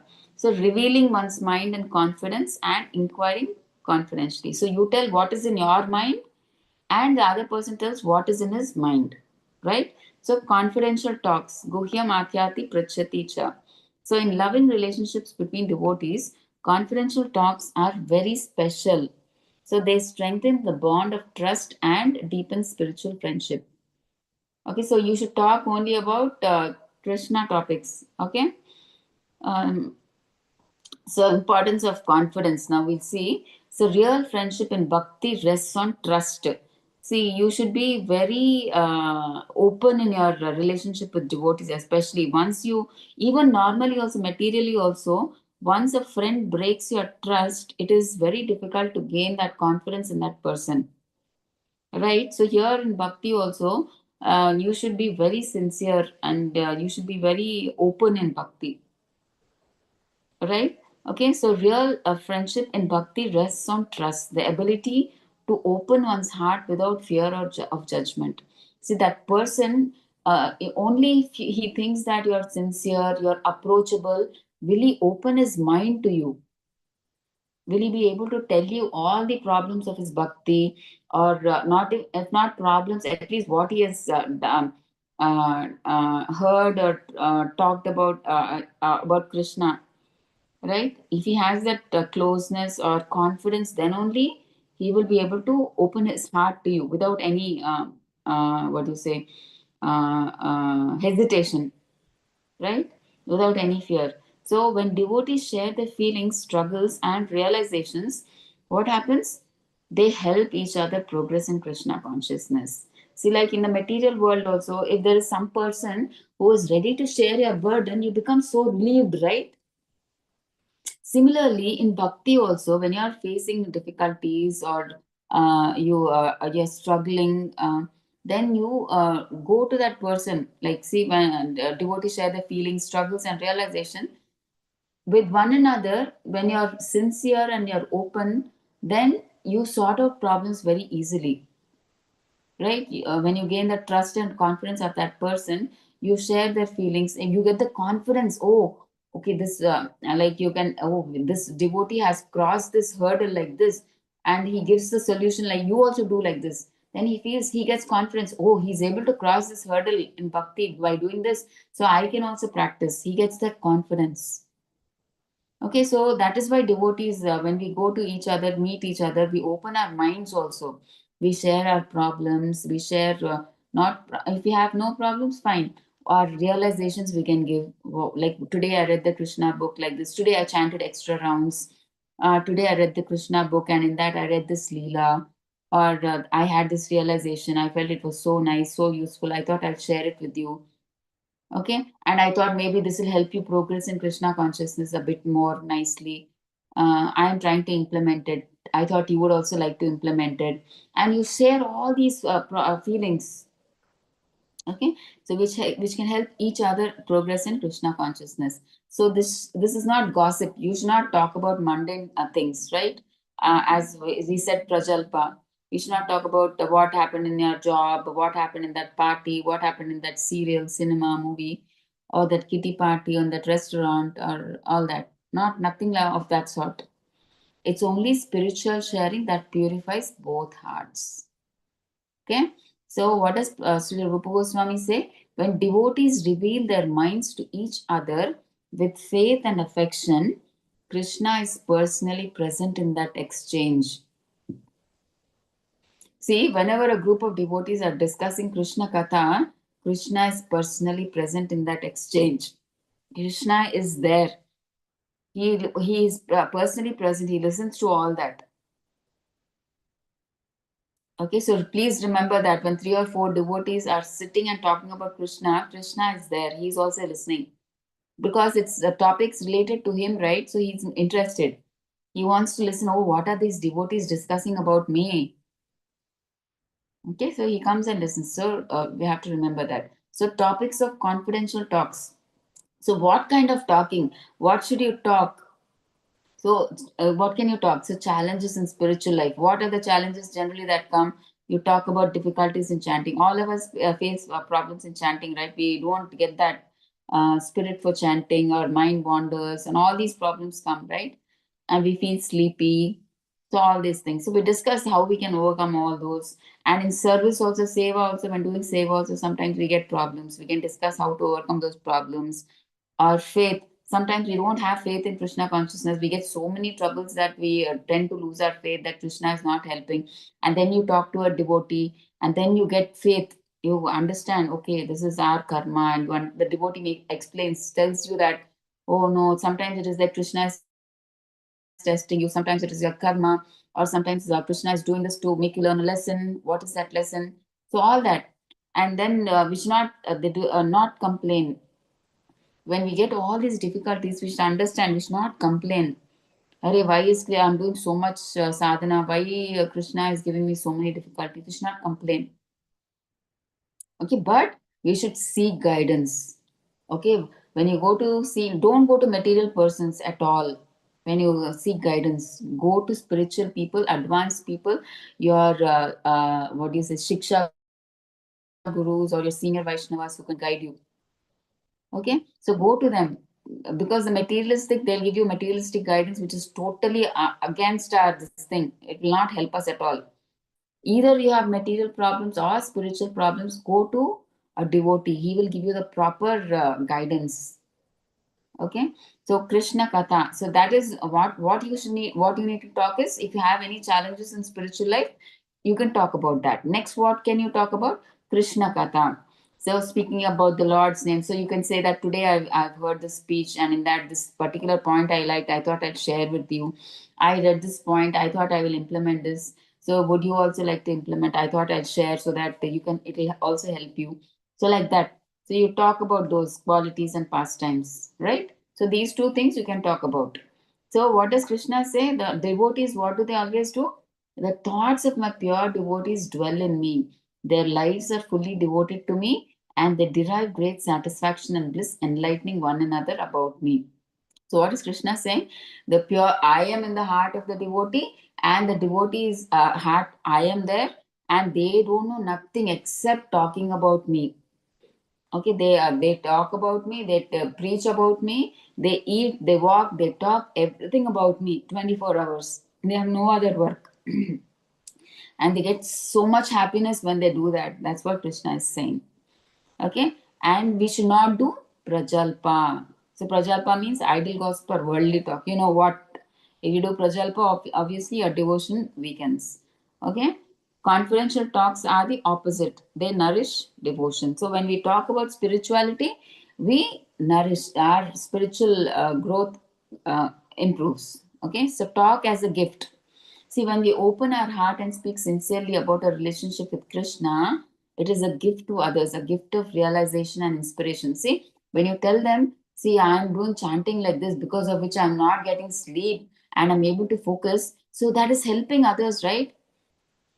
Right? When we open our heart and speak sincerely, we have to be sincere in our bhakti about our relationship with Krishna. That's a gift for others. So when you give them a valuable point, it's like a true gift for them. A gift means it need not be a physical gift also. When you give something that helps them, that is also a gift. It could be a word, a sentence, a talk, right? Whatever you read, maybe that can help them change their this thing, right? So it's a gift of realization and inspiration that can change their life actually. Okay, so maybe they will tell, oh, this is exactly what I was looking for, this is what I was like, this is the tip that I was looking for, which will help me progress. So that is what is important. So when we talk that particular word, that sometimes, it is so important that it inspires them in bhakti, other person in bhakti. Okay, and likewise, you have to listen also. When you talk, when others get inspired, likewise, we should also be listening with compassion. We should talk and we should listen. We should take knowledge from them also. We should listen with compassion.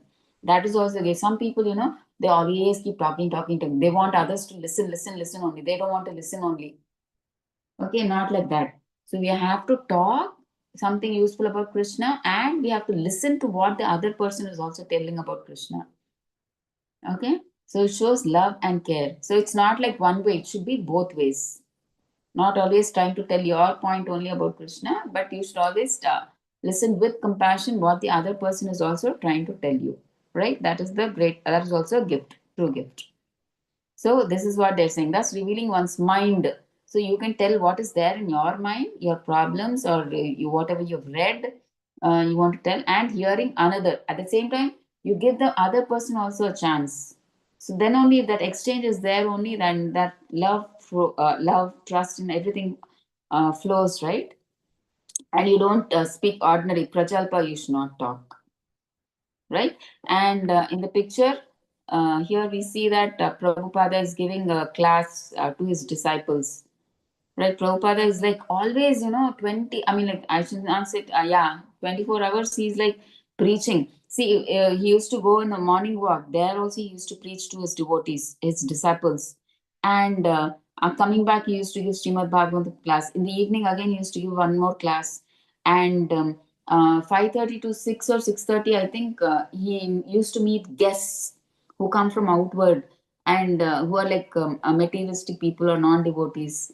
They used to come to Prabhupada. Many journalists used to come, so, and many wealthy people used to come to meet Prabhupada. So he used to enlighten them with Krishna consciousness. So he was always talking about Krishna. And in the meantime, he is just chanting, that's all. And little bit prasadam. And used to just sleep for 1.5 hours.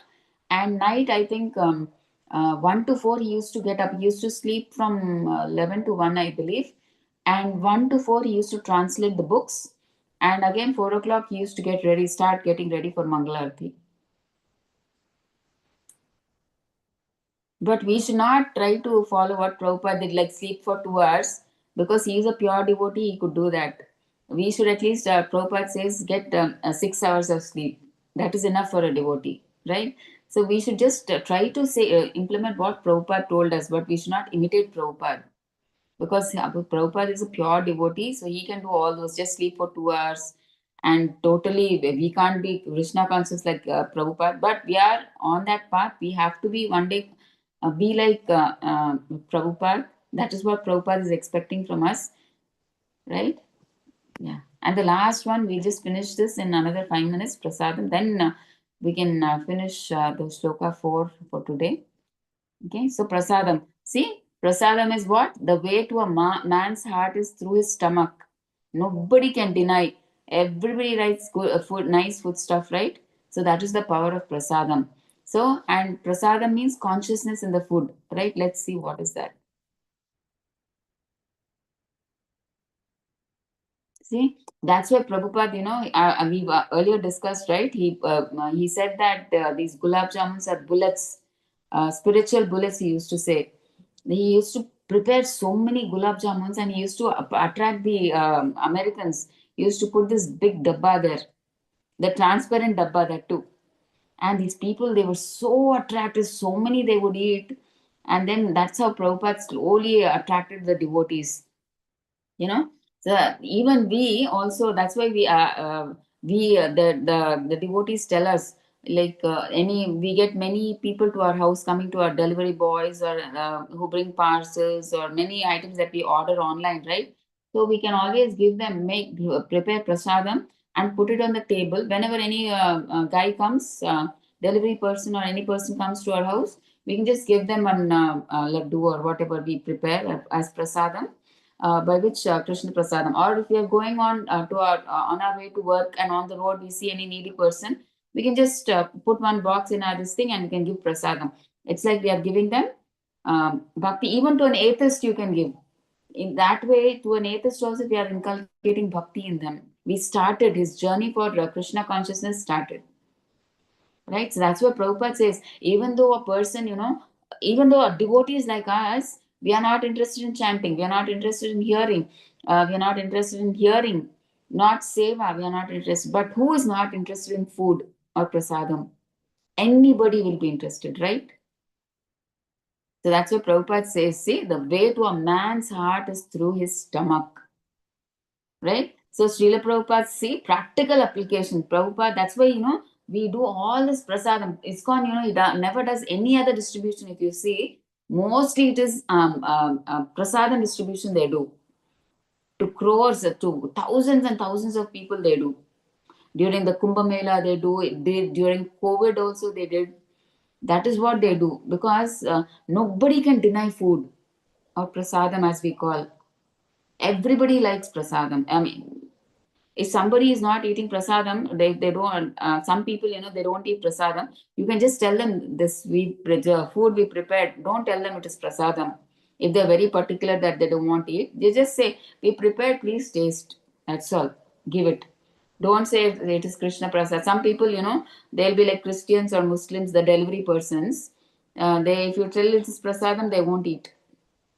So just tell we made this preparation today. We are just giving it it's left out in our house, so much is there. That's why we are distributing to everybody. You can say, and you can give little bit like that. Whatever it is, you can just give them a chance of Krishna. That's all. Krishna, that journey of Krishna consciousness has started for them somehow. So Srila Prabhupada often emphasized that by eating prasadam, and what does Prabhupada say? We are not vegetarians or non-vegetarians. We are Krishnatarians because we offer the food to Krishna, right? And then we have it as prasadam. Okay, so when you have prasadam, a person's consciousness is immediately purified. He used the distribution of prasadam, see, especially in the form of love feast. So every Sunday, Prabhupada used to have these. That's why he called them love feast, where when you feast, see, a business person also, when he wants to do business with the other person, he calls him on a lunch or a dinner, right, to a hotel or restaurant, because when they are eating that time he opens his mind, right? So that way, that food, that palatable dish, that time that bonding will be very nice. That's why Prabhupada, he organized these Sunday love feast programs. Okay, now also if you go to ISKCON, every Sunday there'll be a feast after the Bhagavatam class. Such a lovely feast, so palatable. No way you'll get. Even when you go to marriage functions also, especially when you go on Janmashtami. Oh my God, Janmashtami or big temple programs, the feast is awesome. The prasadam is awesome, right? Okay. So, FECI or ISKCON Food for Life as a primary means of preaching. See, that's why they preach. That's why they send this prasadam to school children everywhere. It's like giving them Krishna. So, what is the significance? It is most tangible. Anybody will accept food, even though it's they don't think it is prasadam also. But even if they consider it as food, they'll accept food that is tasty, right? So they will eat it. They don't even know it's God's Krishna's mercy. So let them have it, no problem. So even those who are skeptical of philosophy or chanting will happily accept delicious sanctified food, thereby purifying their mind and intellect. Okay, so that's why even though they don't know also, if they eat it, that medicine, it will work, it will do its work, right? And the power of prasadam, consciousness in the food. So Prabhupada, what does he say? It is transcendental in nature. Food offered with love and devotion. See, you have to offer the food that you're cooking with love and devotion. That is main, very important.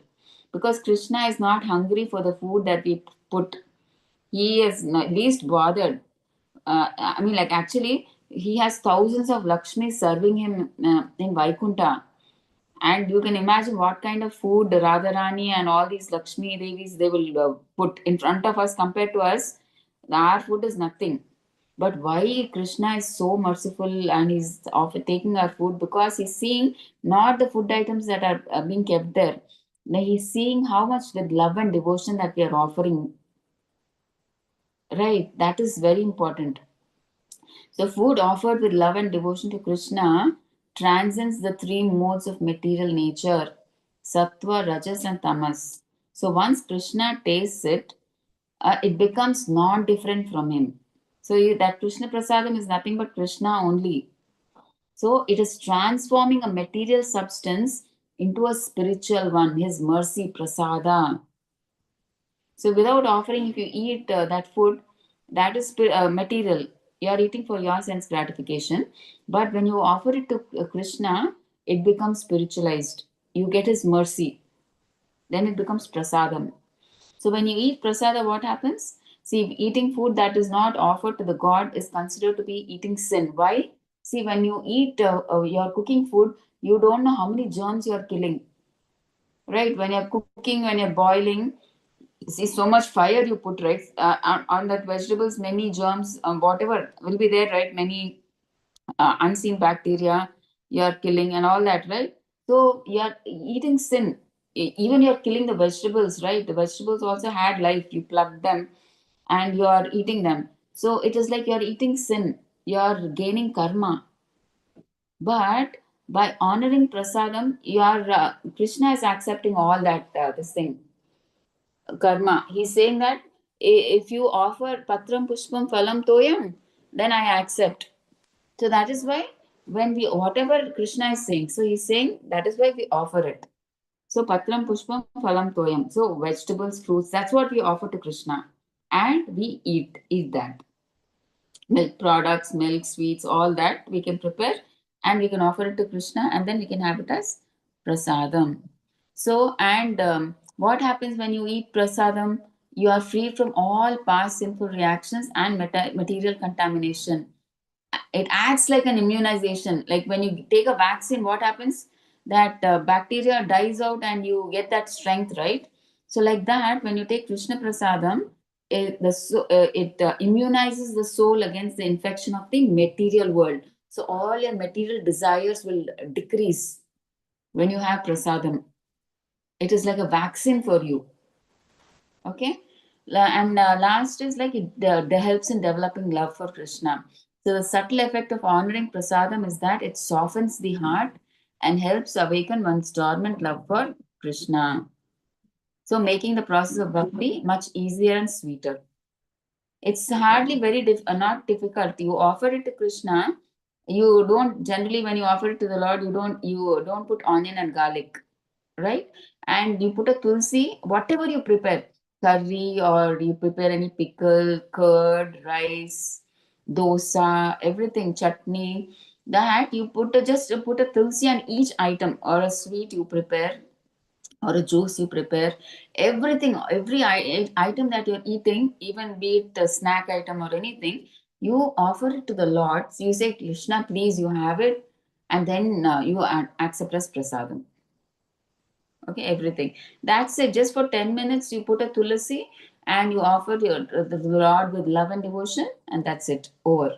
After 10 minutes, it gets purified because Krishna has it, because you're offering with so much love and devotion, and then you can have it as prasadam. You can, that small amount, you can mix it in the big jar that you have, right?